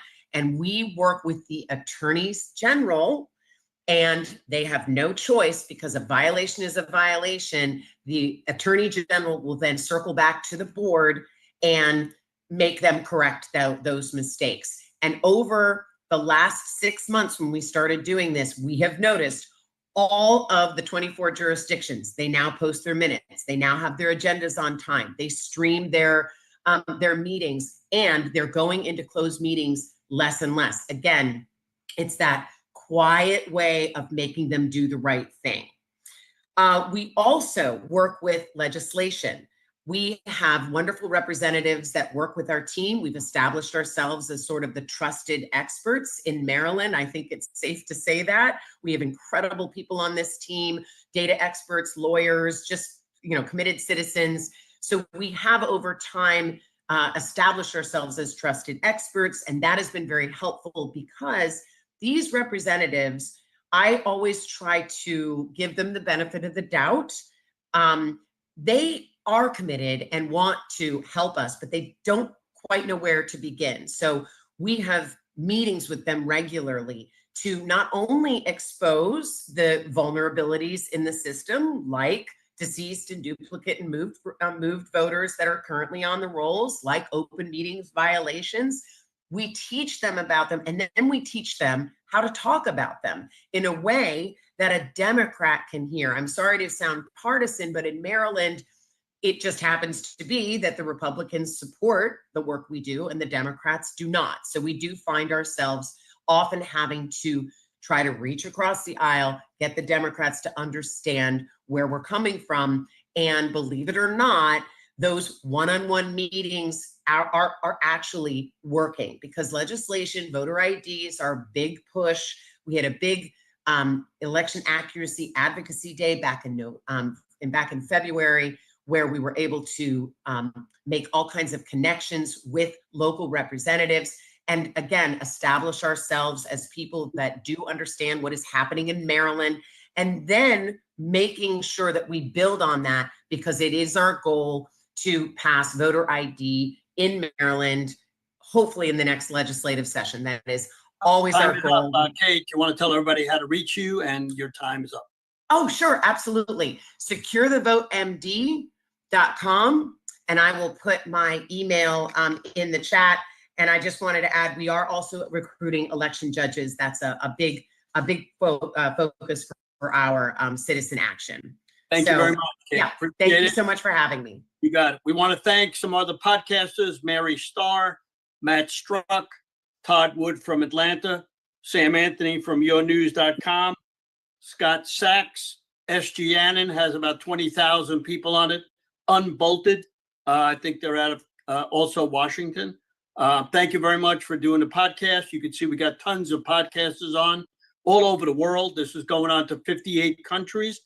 Right now, there's 4 million people that have watched it, and we're getting more figures in all the time. Next person up is from California, Mark Beer. Put him on there. Go ahead, Mark. You're up. Go ahead, Mark. Okay. Hey, Steve, thank you very much for having me on. I really appreciate it. I'd like to introduce myself very quickly because I'm pretty sure none of your other podcasters know me. I am a Christian husband, father. I was a military contract pilot, a deputy sheriff. I'm a fire tanker pilot. I've been fighting the water wars in agricultural Northern California for 30 years. I've sued the state of California over Second Amendment guarantees, which we had a hearing on June 24th, and I'm pretty sure I'm going to win based on the judge's reaction. And we will then return to open carry of an unpermitted weapon in California. Right now, what we're working on for the most part is a state split of California. California is broken. It's irretrievably broken. It cannot be repaired, and it can't be repaired for a very specific reason. We are all in this nation the subject of 3 very prominent court cases: Baker versus Carr, Westerbury versus Sanders, and Reynolds versus Sims, all presided over by that champion of liberty, Republican Chief Justice Earl Warren, who, by the way, has never read the California Constitution and probably never read the Constitution at all. And believe me when I tell you that judges steal your liberty every day with impunity. I've had judges as a deputy sheriff tell me the Constitution doesn't apply in my courtroom. The Constitution means whatever I say it does. Bringing up the Constitution won't get you anywhere, just things like that. We sued the state of California for lack of representation and dilution of vote, trying to gain access to an Article 4, Section 3 state split as outlined in the United States Constitution, which roughly says no new state will be formed from the territory of an existing state or to adjoining states unless the state legislature agrees and Congress agrees. We had declarations in 22 counties. We submitted them to the state legislature. We had tens of thousands of emails, hundreds of thousands of phone calls, and not one single California representative, not even our own, made a single phone call or made any inquiry as to what we wanted or why we wanted it. And so we sued the state of California in federal court. We got a Democratic hack for a judge, Judge Kimberly Mueller, who, by the way, is the chief magistrate of California's Eastern District now. She's a neighbor of Jerry Brown, a staunch Democrat, an Obama appointee. And under Title 8, Section 2284, it says that any lack of representation or voter dilution case, the federal judge has one duty and one duty only, and that is to call for a 3-judge panel, because no single judge can be trusted with the vote of the people. Judge Mueller did something that has never been done in the history of the federal judiciary. I'm almost gonna laugh when I say it, but she ruled to appoint a 3-judge panel. And then after what we're pretty sure were illicit conversations with the court, not privy or briefed on the case, she reversed her own ruling and dismissed the case for lack of standing. And here's what her lack of standing essentially says. Yes, everything that the plaintiffs are saying is true. Yes, they don't have representation. Yes, their vote is being diluted. However, since everyone in California has no representation and their votes are also diluted, there's nothing the court can do about it. And she dismissed the case, and because I have a limited amount of time, I'm not going to go into much more of that. So what we've decided to do is to try to have a statewide initiative which will break the state of California into 3 or 4 parts. And we have a website. It's called CaliforniaStateSplit.com, all lowercase, no spaces, if you want to know what that's about. And what we're trying to do is find out if there's enough interest in other parts of California besides the counties of the state of Jefferson to see this happen. It's the only way we can restore representation. Thomas Paine, in his little booklet, oddly enough titled Common Sense, he said the first legislature should be held under the branches of a big oak tree.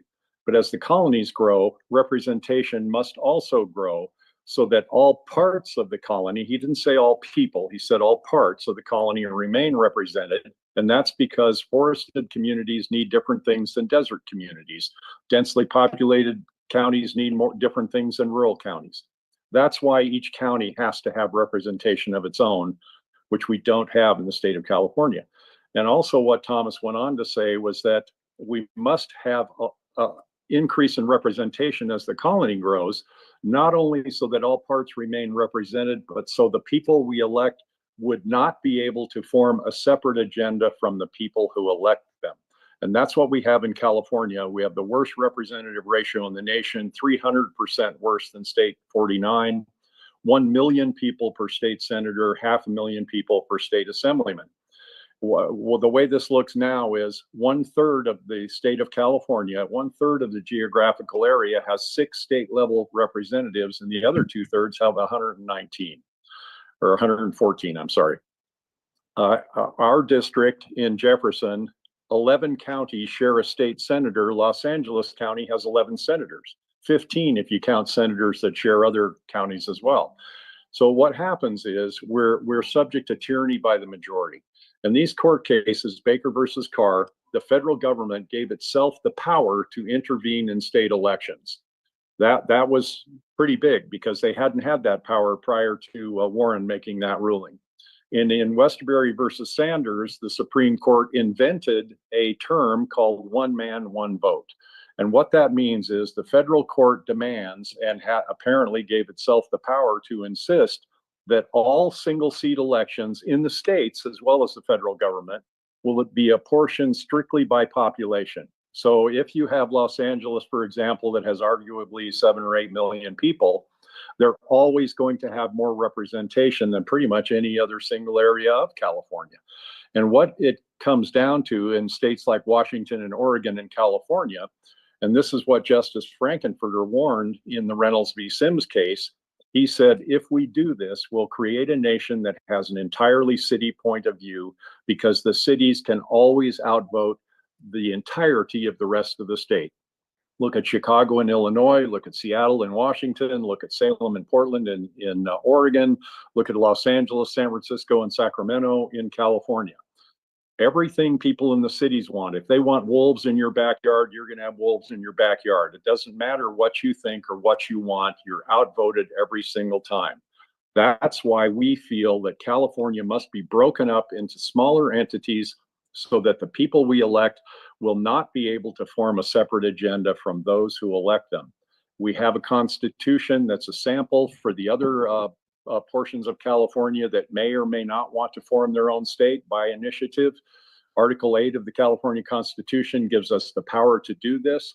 We intend to change Article 2 of the California Constitution to order the governor and the legislature to pass Article 4, Section 3 state split legislation should the people of California vote in the majority to do so, or should the people in the counties affected vote by majority to leave the state of California and form their own state. And in wording it this way, we hope that we will defeat the tyranny of the majority, because that's what we're subject to. And we have officials from Sacramento that come to my house all the time and say, you can't use the irrigation water that's been your property since 1859. I just look at them and I say, look, if you want the water, just bring your gun, because that's what you're going to need to get it from me. That's the state we're in California. Highest taxes, worse roads, worse schools. I could go on and on and on and on. But if you, the people of the state of California, would like to correct that, we can do it right now at the next election with a statewide initiative to break this state up into 4 smaller states where the people within those states can decide how they want to be governed, and they will have the power to do that. Election integrity, yeah, it's very important, but what's the difference if it never changes the outcome? We have to have a constitutional framework where electors are directly responsible to the people who elect them, and then we would have the opportunity to go back to how California or the states that we make up to be governed as they were before, with 1 state senator per county, and then the assembly apportioned by population. What that does is creates checks and balances, geography, area, culture, history, economy, against the unbridled power of the masses. Mark, that's time. You want to wrap it up and tell everybody? Yes, I do. So please go to CaliforniaStateSplit.com to get more information. And if you want to follow the lawsuit, it's to keep and bear, BEAR.com. And please check this out. It's worth your time. Thank you, Steve. Thank you. Want to thank a couple more podcasters, totalnews.com from San Diego, my good friend Norman, Tim Tingler, George from Big Mig, Charlie Simmons, who I was on this program the other day, fantastic guy, Bud Cornwell, and Amber May. Those are just some of them. We've announced about 30 or 40 of them. We have hundreds that are podcasting this thing. Thank you very much.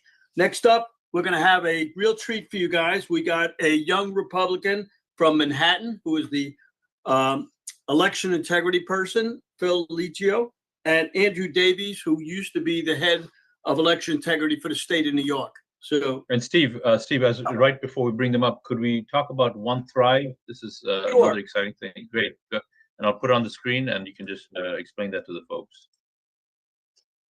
So I want to let everybody know he's going to put this up. One Thrive. This is my son's company that actually pays for part of the program today. These are wall organizers, family come-out centers, really phenomenal stuff. He's never let me put this on, but I told him I wanted to put this on today because it's a great company. You can get this by going to One Thrive, the number 1 thrive.com. Really phenomenal stuff. Take a look at this. These are really great organizers, and they're built so well, Steve. They really could fit home office. They go in your kitchen, even your actual corporate office, and everything is so well lit, well made. And again, this is Brett Stern, CEO of the Flag Shirt. So anything you do with One Thrive will really help and make a difference for these election security calls. So My friends, some of you are expanding your office, some of you are wanting to get more organized. Please take a look at this amazing product. We got some coupons here, all at onethrive.com. Steve, I think this could be a really great help for anyone who's watching this call. If they want to get their stuff more organized. Actually, in Michigan, the school system has put this in, and a lot of the kids are getting this. And all over the United States, there's different organizations using these things. They're phenomenal. Anybody can email me if they want information at stern1054@gmail.com. Any information that you got that you want to note, give me a call, give me an email. We'd like to know if you have anybody that would like to speak on our next election security call. We're probably going to do the state of Illinois. We're working on that now. We try to do a different state each time. Hope everybody enjoyed a lot of the people. We got a few more speakers to come on. So if you can get Phil on and Andrew, it'll be terrific. Great, Phil. Go ahead. If you can unmute Phil and come on. All There we go. Good, Phil. Thank you, guys. Good afternoon. Thank you, Steve and Raj, for inviting me on today. I'm sure no one really knows me, so I'll just start by giving a quick summary of myself and my organization, and then get into how my club is trying to battle this one-sided election process we seem to be having in front of us right now.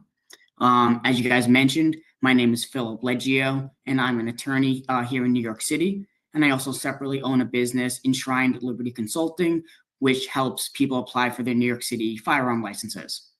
I'm also the recording secretary and on the executive committee of the New York Young Republican Club, which is the oldest and largest young Republican club in the country with over 1,800 members.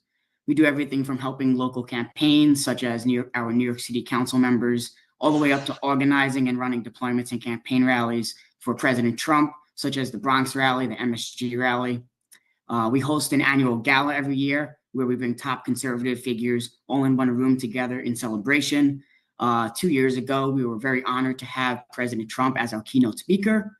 And last year, we were very honored to have Stephen Bannon. We'll be having it again this year on December 13th at Cipriani Wall Street. But speaking of the club, we recently decided to increase our efforts in this battle against election fraud. At the end of the day, all this campaigning, door knocking, phone banking, all these deployments, it really means nothing if, at the end of the day, you have the election and the other side steals it from you. So as you can imagine, living in New York City comes with plenty of other problems unrelated to election integrity, like this whole Mamdani situation. Don't get me started on this.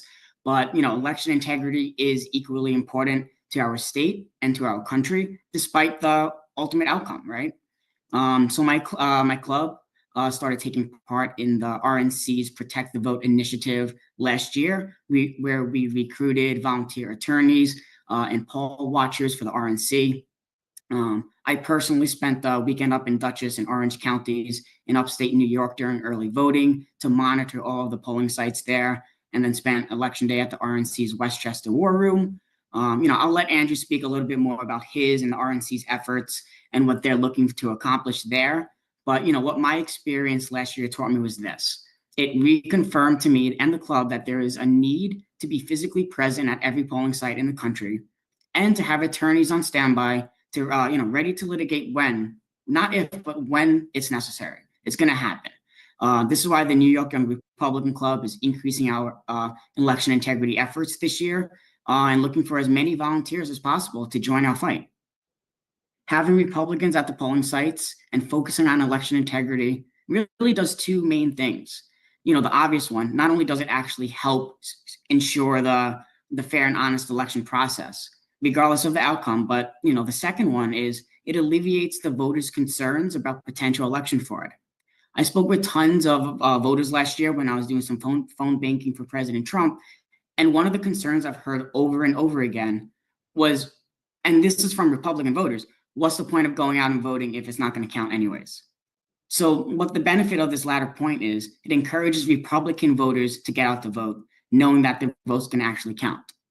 The club therefore wants to ensure that we have a team of election integrity volunteers, not just attorneys, but anyone at the ready for both the local and national elections. And that really goes for every level of government because every seat counts here. I really encourage everyone listening and watching today that if you have any interest in or questions about the club or our election integrity efforts, reach out to me at philip.leggio@nyyRC.com. That's Philip with one L, Leggio, Leggio @nyyRC.com. I just want to thank you guys so much for giving me this opportunity to speak about the club and our efforts. And I'm going to hand it over to Andrew Davis.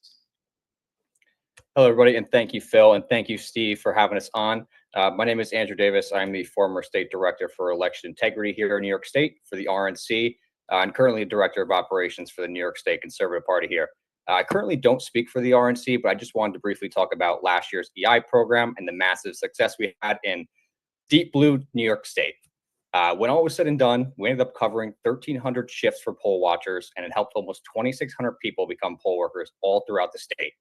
And I just want to thank Chairman Wiley, because without him and without the election integrity program nationally, we would not have had this success here in New York or across the country. So how do we accomplish this? My team and I were holding election integrity training 3 to 4 days a week via Zoom, in person, all while simultaneously recruiting new people into the fold. We work diligently with our local GOP, conservative party orgs, as we have fusion voting here in New York State, as well as candidates and clubs like the New York Young Republican Club that Phil and I are a part of.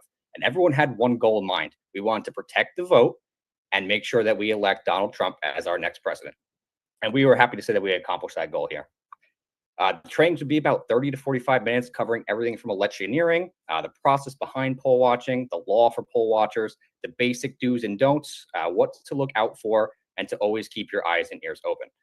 They were also trained on how to report any issues back to our war room that Phil touched upon. Myself, volunteers, and our lawyers would receive these calls and handle these issues immediately without delay. Now, some of these issues required a little more effort and brain power and communication with the Board of Elections, but there was other issues we were able to solve almost instantly. Now, without this program in New York State, I can't tell you how many people would not have voted or their vote would not have counted. For example, we had 2 national cases arise, one in Dutchess County and then one on Long Island, where someone voted in someone else's name.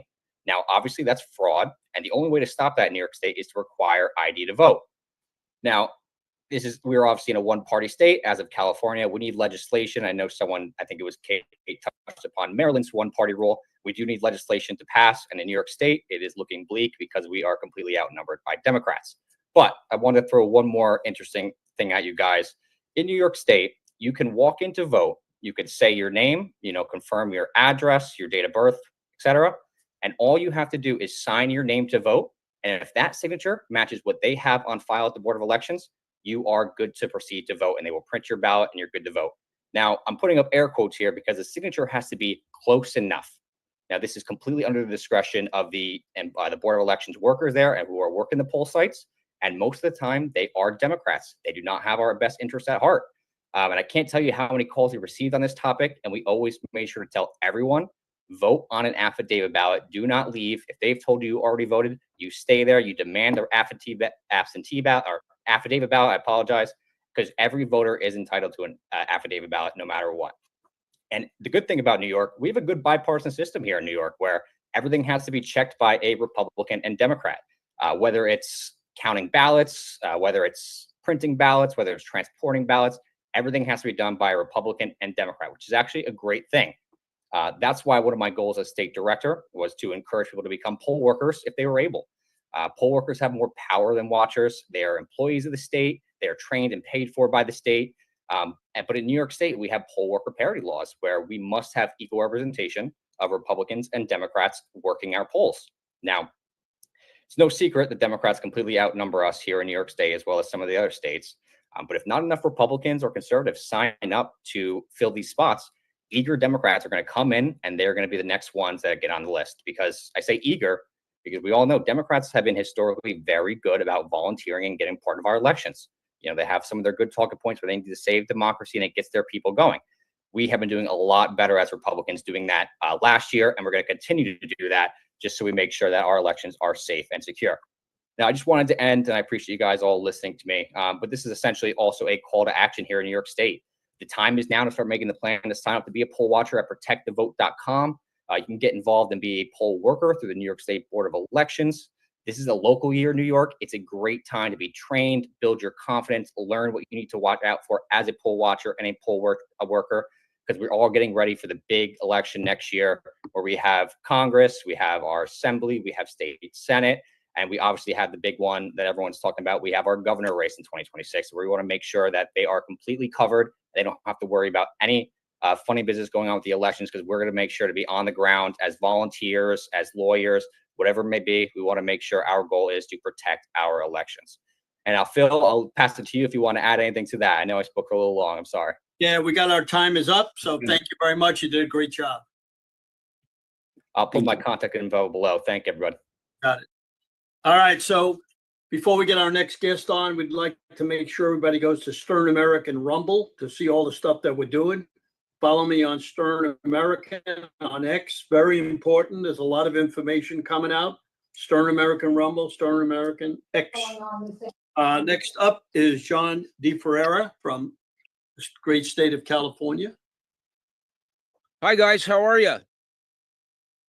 Good, thank you. Good, John. Are you able to unmute? Excuse me, are you able to turn your camera on? Yes. Okay. There we go. We see you. Excellent, John. Go ahead. Okay. So, you know, my mind is racing right now because there's been so many things said. But I've been doing these calls that Steve and Raj have been sponsoring, I think going on a year now. I think I started attending last summer. And so the thing that I would like to discuss is it's, you know, it's basically like bringing a dead animal into the room. There's a lot of people that don't want to talk about it. But there's a lot of speakers at the top of the call from Washington, and there was a gentleman named Bill Walker, and he was a resident of Auburn, Washington. Unfortunately, passed away during COVID. But Bill Walker was an Eagle Scout, went to college, became a journalist, and he was really focused on the Constitution his whole life. And so we worked together, and we brought a federal suit to the Supreme Court about the Convention Clause of the 5th article. And our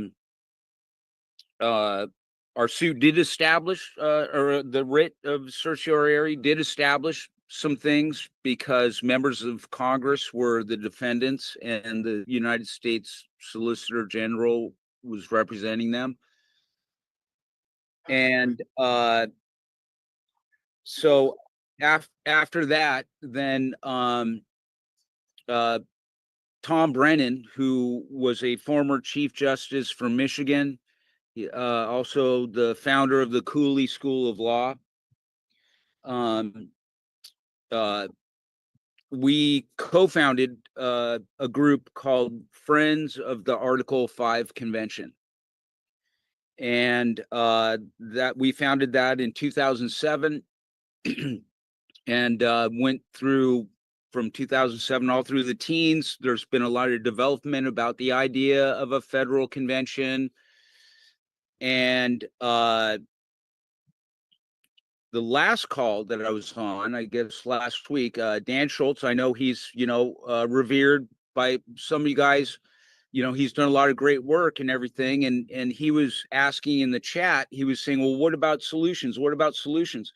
So I sent an email to him and I said, well, what about a convention? And he replied back with a bulleted list by someone named Andy Biggs, I believe. And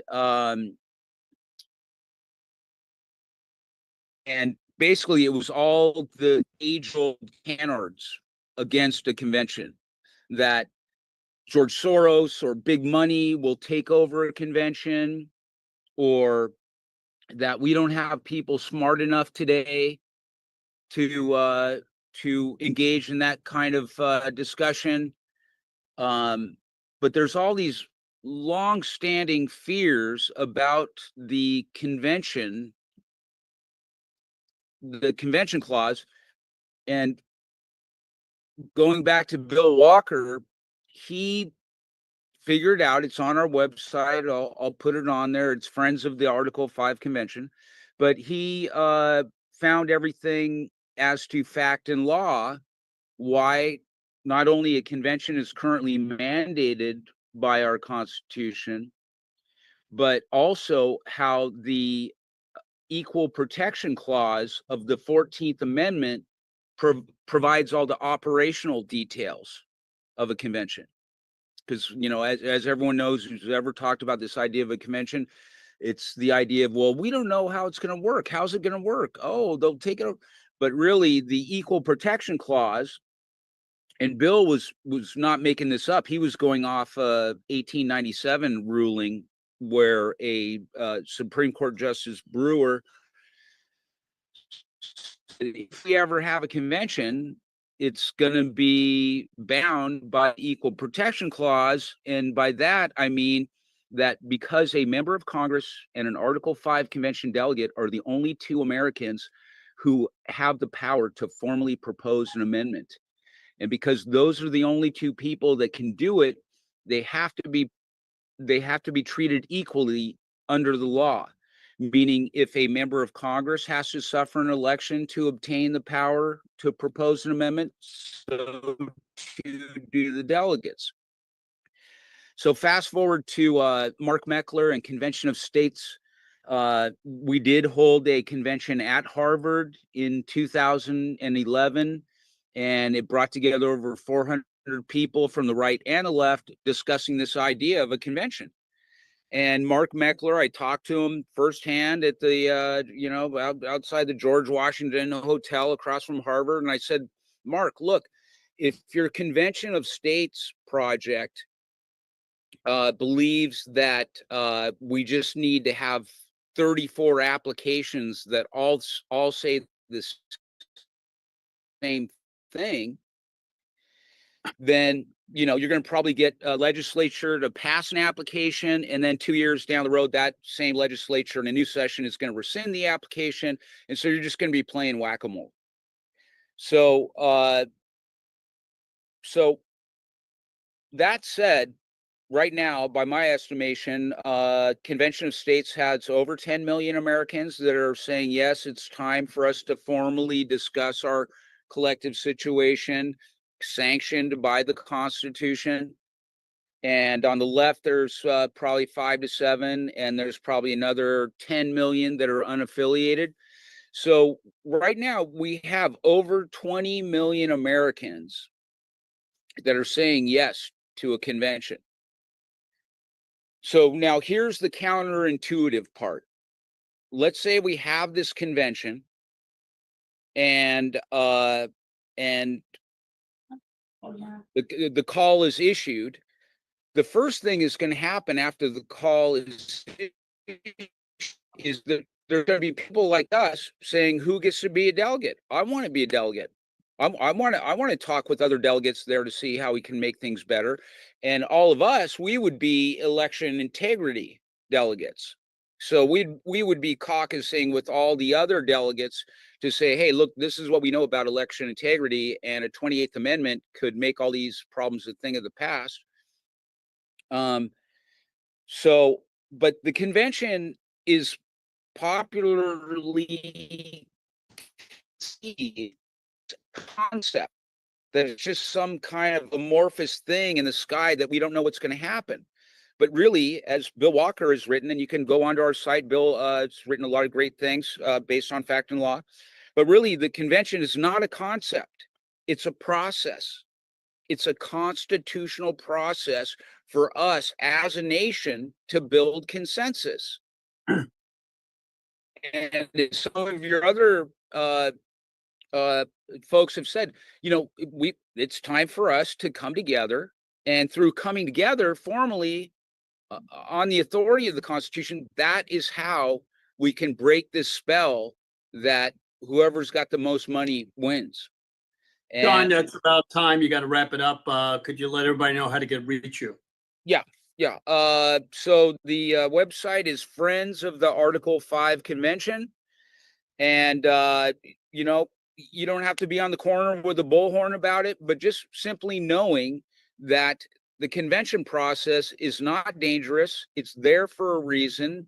And people like us will be able to build consensus for electoral reform in the form of an amendment.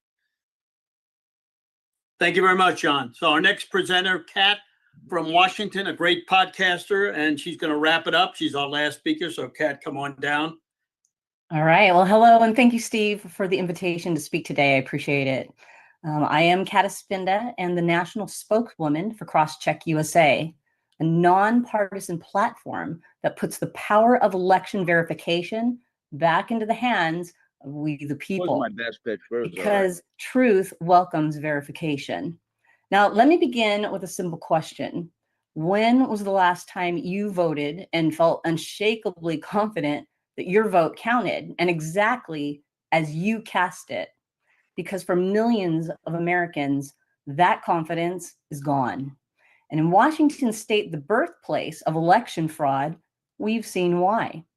In 2020, gubernatorial candidate Loren Culp appeared to be winning by wide margins in rural counties. But then, in the blink of an update, 2 million votes disappeared from the live tally. No explanation was given. Now, Crosscheck USA's creator, Tambourine Borelli, captured and preserved screenshots in real time. These weren't glitches, they were patterns, predictable ones. Her election integrity watchdog group, We See You, also uncovered a confirmed vote flip of 6,614 ballots from a third-party candidate to Joe Biden, as well as over 37,000 votes that moved during 10 separate updates. In 2022, they dusted off their go-to move, insert a last-minute spoiler. The America First grassroots Republican Loren Culp up against Jay Inslee was sabotaged. In the Washington Secretary of State race, and a fourth Republican pushed in by the establishment appeared out of nowhere to split the vote. This isn't accidental. It's how they reallocate votes using hidden code that caps popular candidates and reroutes their votes. That's why you'll see candidates who don't campaign or raise money still take 20% to 30% of the vote. That's their function. In 2024, it happened again here in Washington state. Semi Baird, former Richland School District Board member, the area I live in, won the GOP's super majority nomination, had fundraising momentum and visible grassroots support. The Unum Party, as we've been talking about here today, tried to get him to sidestep and step aside with promises for a future run. When he refused, they smeared him and dropped in a spoiler who never campaigned but pulled in 25% of the vote. Meanwhile, Baird was held at 9%. Another 662,804 votes vanished in real time. We have the snapshots to prove it. The vote feed briefly held all candidates at 0%, a known sign of a program running in the background. Then new totals appeared, and Semi Baird was far behind. In 2021, Tambourine and We See You filed 8 lawsuits, including a writ of mandamus against Governor Jay Inslee of Washington to expose non-citizen voter registrations from the Department of Licensing, a clear violation of the Washington state constitution. Thousands of ineligible voters.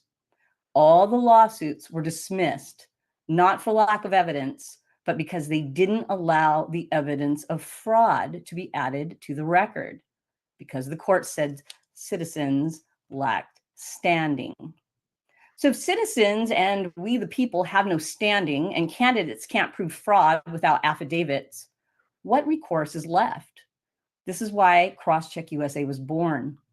Candidates register and receive tools to enroll voters. Voters declare their vote under penalty of perjury and get a unique voter ID. Each declaration is time-stamped and stored securely off server for data privacy purposes. After the election, candidates receive precinct level tallies. Discrepancies can now be lawfully challenged with the affidavits in hand by candidates who register their campaign with Crosscheck USA. Candidates are already enrolling and thousands of voters are signing up. This is the movement the establishment never wanted us to have. This isn't about elections. It's about a solution. We've been talking about solutions here to election fraud and being proactive instead of reactive in this fight for our country. It's about our children, our freedoms, and absolutely our country, because if we don't have transparent elections, we don't have a country, period. So voters, register at crosscheckusa.com and urge your favorite candidate to register their campaign. Receive your ID and cast your vote on the platform. Candidates enroll now to verify your base. We've got a year to get your voter base on board, a whole year. Everyone spread the word. Don't just anticipate election fraud. Get proactive. Imagine the impact if mainstream media claims your registered candidate received only 20,000 votes, according to the mainstream Mockingbird Media News, a mere 3%, while your candidate holds 200,000 sworn affidavits from real Americans, each attesting under penalty of perjury to the truth. Crosscheck USA stands for unyielding integrity, exposing discrepancies and empowering the voice of the people with undeniable evidence. Win with proof. You'll hear smear campaigns about Crosscheck USA. That's how you know we're over the target. The last thing the Uniparty wants is for the people to verify the truth outside of their control. Let's make history, not just by fighting fraud, but by outsmarting it together. Thank you, and God bless America. And thank you, Steve, and all of you that are working in our country, for our country, to make America great again. Thank you very much. And that's our last speaker today. I want to thank everybody. Raj, you want to wrap it up, and I'll come back with a couple of things. Anybody who would like to, I don't know if you can put this on the screen again. Yeah, you're on. All right. So I see you. I don't know if I'm on there. So go to yeah, you are. 1054gmail.com if you have anybody that you'd like to have on as a speaker. Please, any of your suggestions, we always like to have them. Thank you so much for coming on today. It was a tough deal today. We had technical problems, but we got through everything. Everybody got to get on, and we want to thank everybody for coming on. And I think we learned a lot today. I did. So extremely good. Go to theflagshirt.com. We got a lot of new items coming in. Thank you again. And we will be on again on the 30th. Raj, you have your Defend Florida. When is that on? July 26th. That's a Reclaim Campaign event, statewide conference. We have a couple of people coming from actually out of state as well, coming. And again, this is all about people that are wanting to push back, but do so the following way. One, help at the Reclaim Campaign conference. We're training folks that are coming on three things. One, how do you find higher quality candidates to replace those people that are running things in your location that are ignoring what you want? How do you replace them? How do you find, how do you train, how do you vet people that are replacing? That's number one. Number two, how do you raise more money earlier so that these folks, when you find them, you can fund the war chest that'll actually get them over the finish line? That's number two. Number three, how do you increase your political footprint, your political power, your political voice, so that your voice, the voice that you represent, the cause that you present, becomes a dominant voice in your location? So it's all at reclaimcampaign.com. And you can get information again by going to reclaimcampaign.com. Tickets will be ending sale this week. So if you're interested in that, please go to reclaimcampaign.com. Make sure that you go to the flagshirt.com. You can see that right there, flagshirt.com. We're going to play a different message here for the flag shirt because a lot of you there's graduations coming up, there's birthdays, there's anniversaries, there's special occasions coming up. What better way, what better gift than to give the gift of an item from the beautifulflagshirt.com. And to remind you what that looks like, I'm going to play this special message here for you.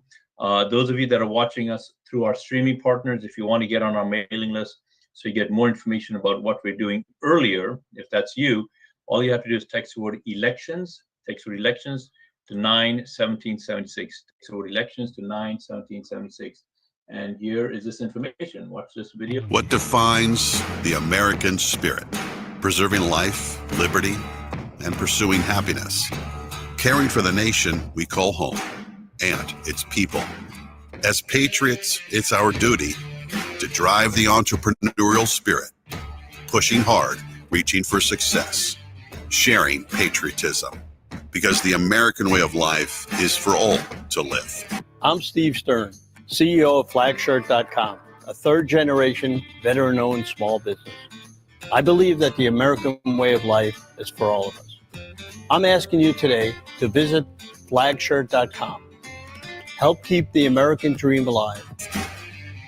The Flag Shirt, where freedom reigns. Again, my friends, please take advantage of that. Please take advantage of that.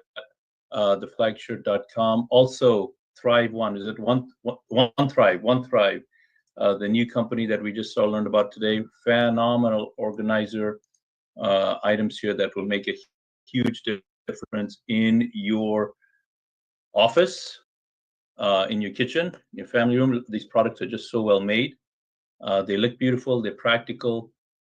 They beat the old dry erase marker that's just there by themselves. So make sure you take advantage of that as well. And with that, we will see you in a few weeks. If you want to know where to get the recordings, very simple. Just go to sternamerican.com. See, like I did that right there, sternamerican.com. And also thank you, Anthony, and thank you, Melissa, and thank you, Samantha, for everything, for helping us. This takes a lot of effort. We have a lot of computers running here with this program, streaming it. We apologize. We came on a little late today. Technical problems all over the place, but that's TV or that's podcast. So thanks again. We appreciate it. Go to Stern American. And Raj has done a wonderful job going all over the state. He's out. We've got a lot of new people sign up all the time. You can see our little site here, our Flag Day event, which had over 10 million people on it. They're still going there. You can still find it on our site. And you can see all the interviews I've done. And we want to thank everybody for getting me on their programs. And we want to thank Michael and Dale for everything he's doing. Everybody who is working on our committees and everybody who's working on election integrity and precinct strategy. Dan Schultz, the head of precinct strategy, with Steve Bannon, and hopefully we'll get Steve on next time to speak. Again, thank you very much. We'll see you on the 30th. I need a few days for vacation. All right, Steve. Well, we hope that you're going to keep your phone away from me, because if you don't, everyone's going to be calling you. So we wish you a great vacation. Thank you, Steve, for all of your hard work and inspiring all of us to do even more. And we'll see you in a few weeks after Steve Stern's vacation. So make sure you attend that call.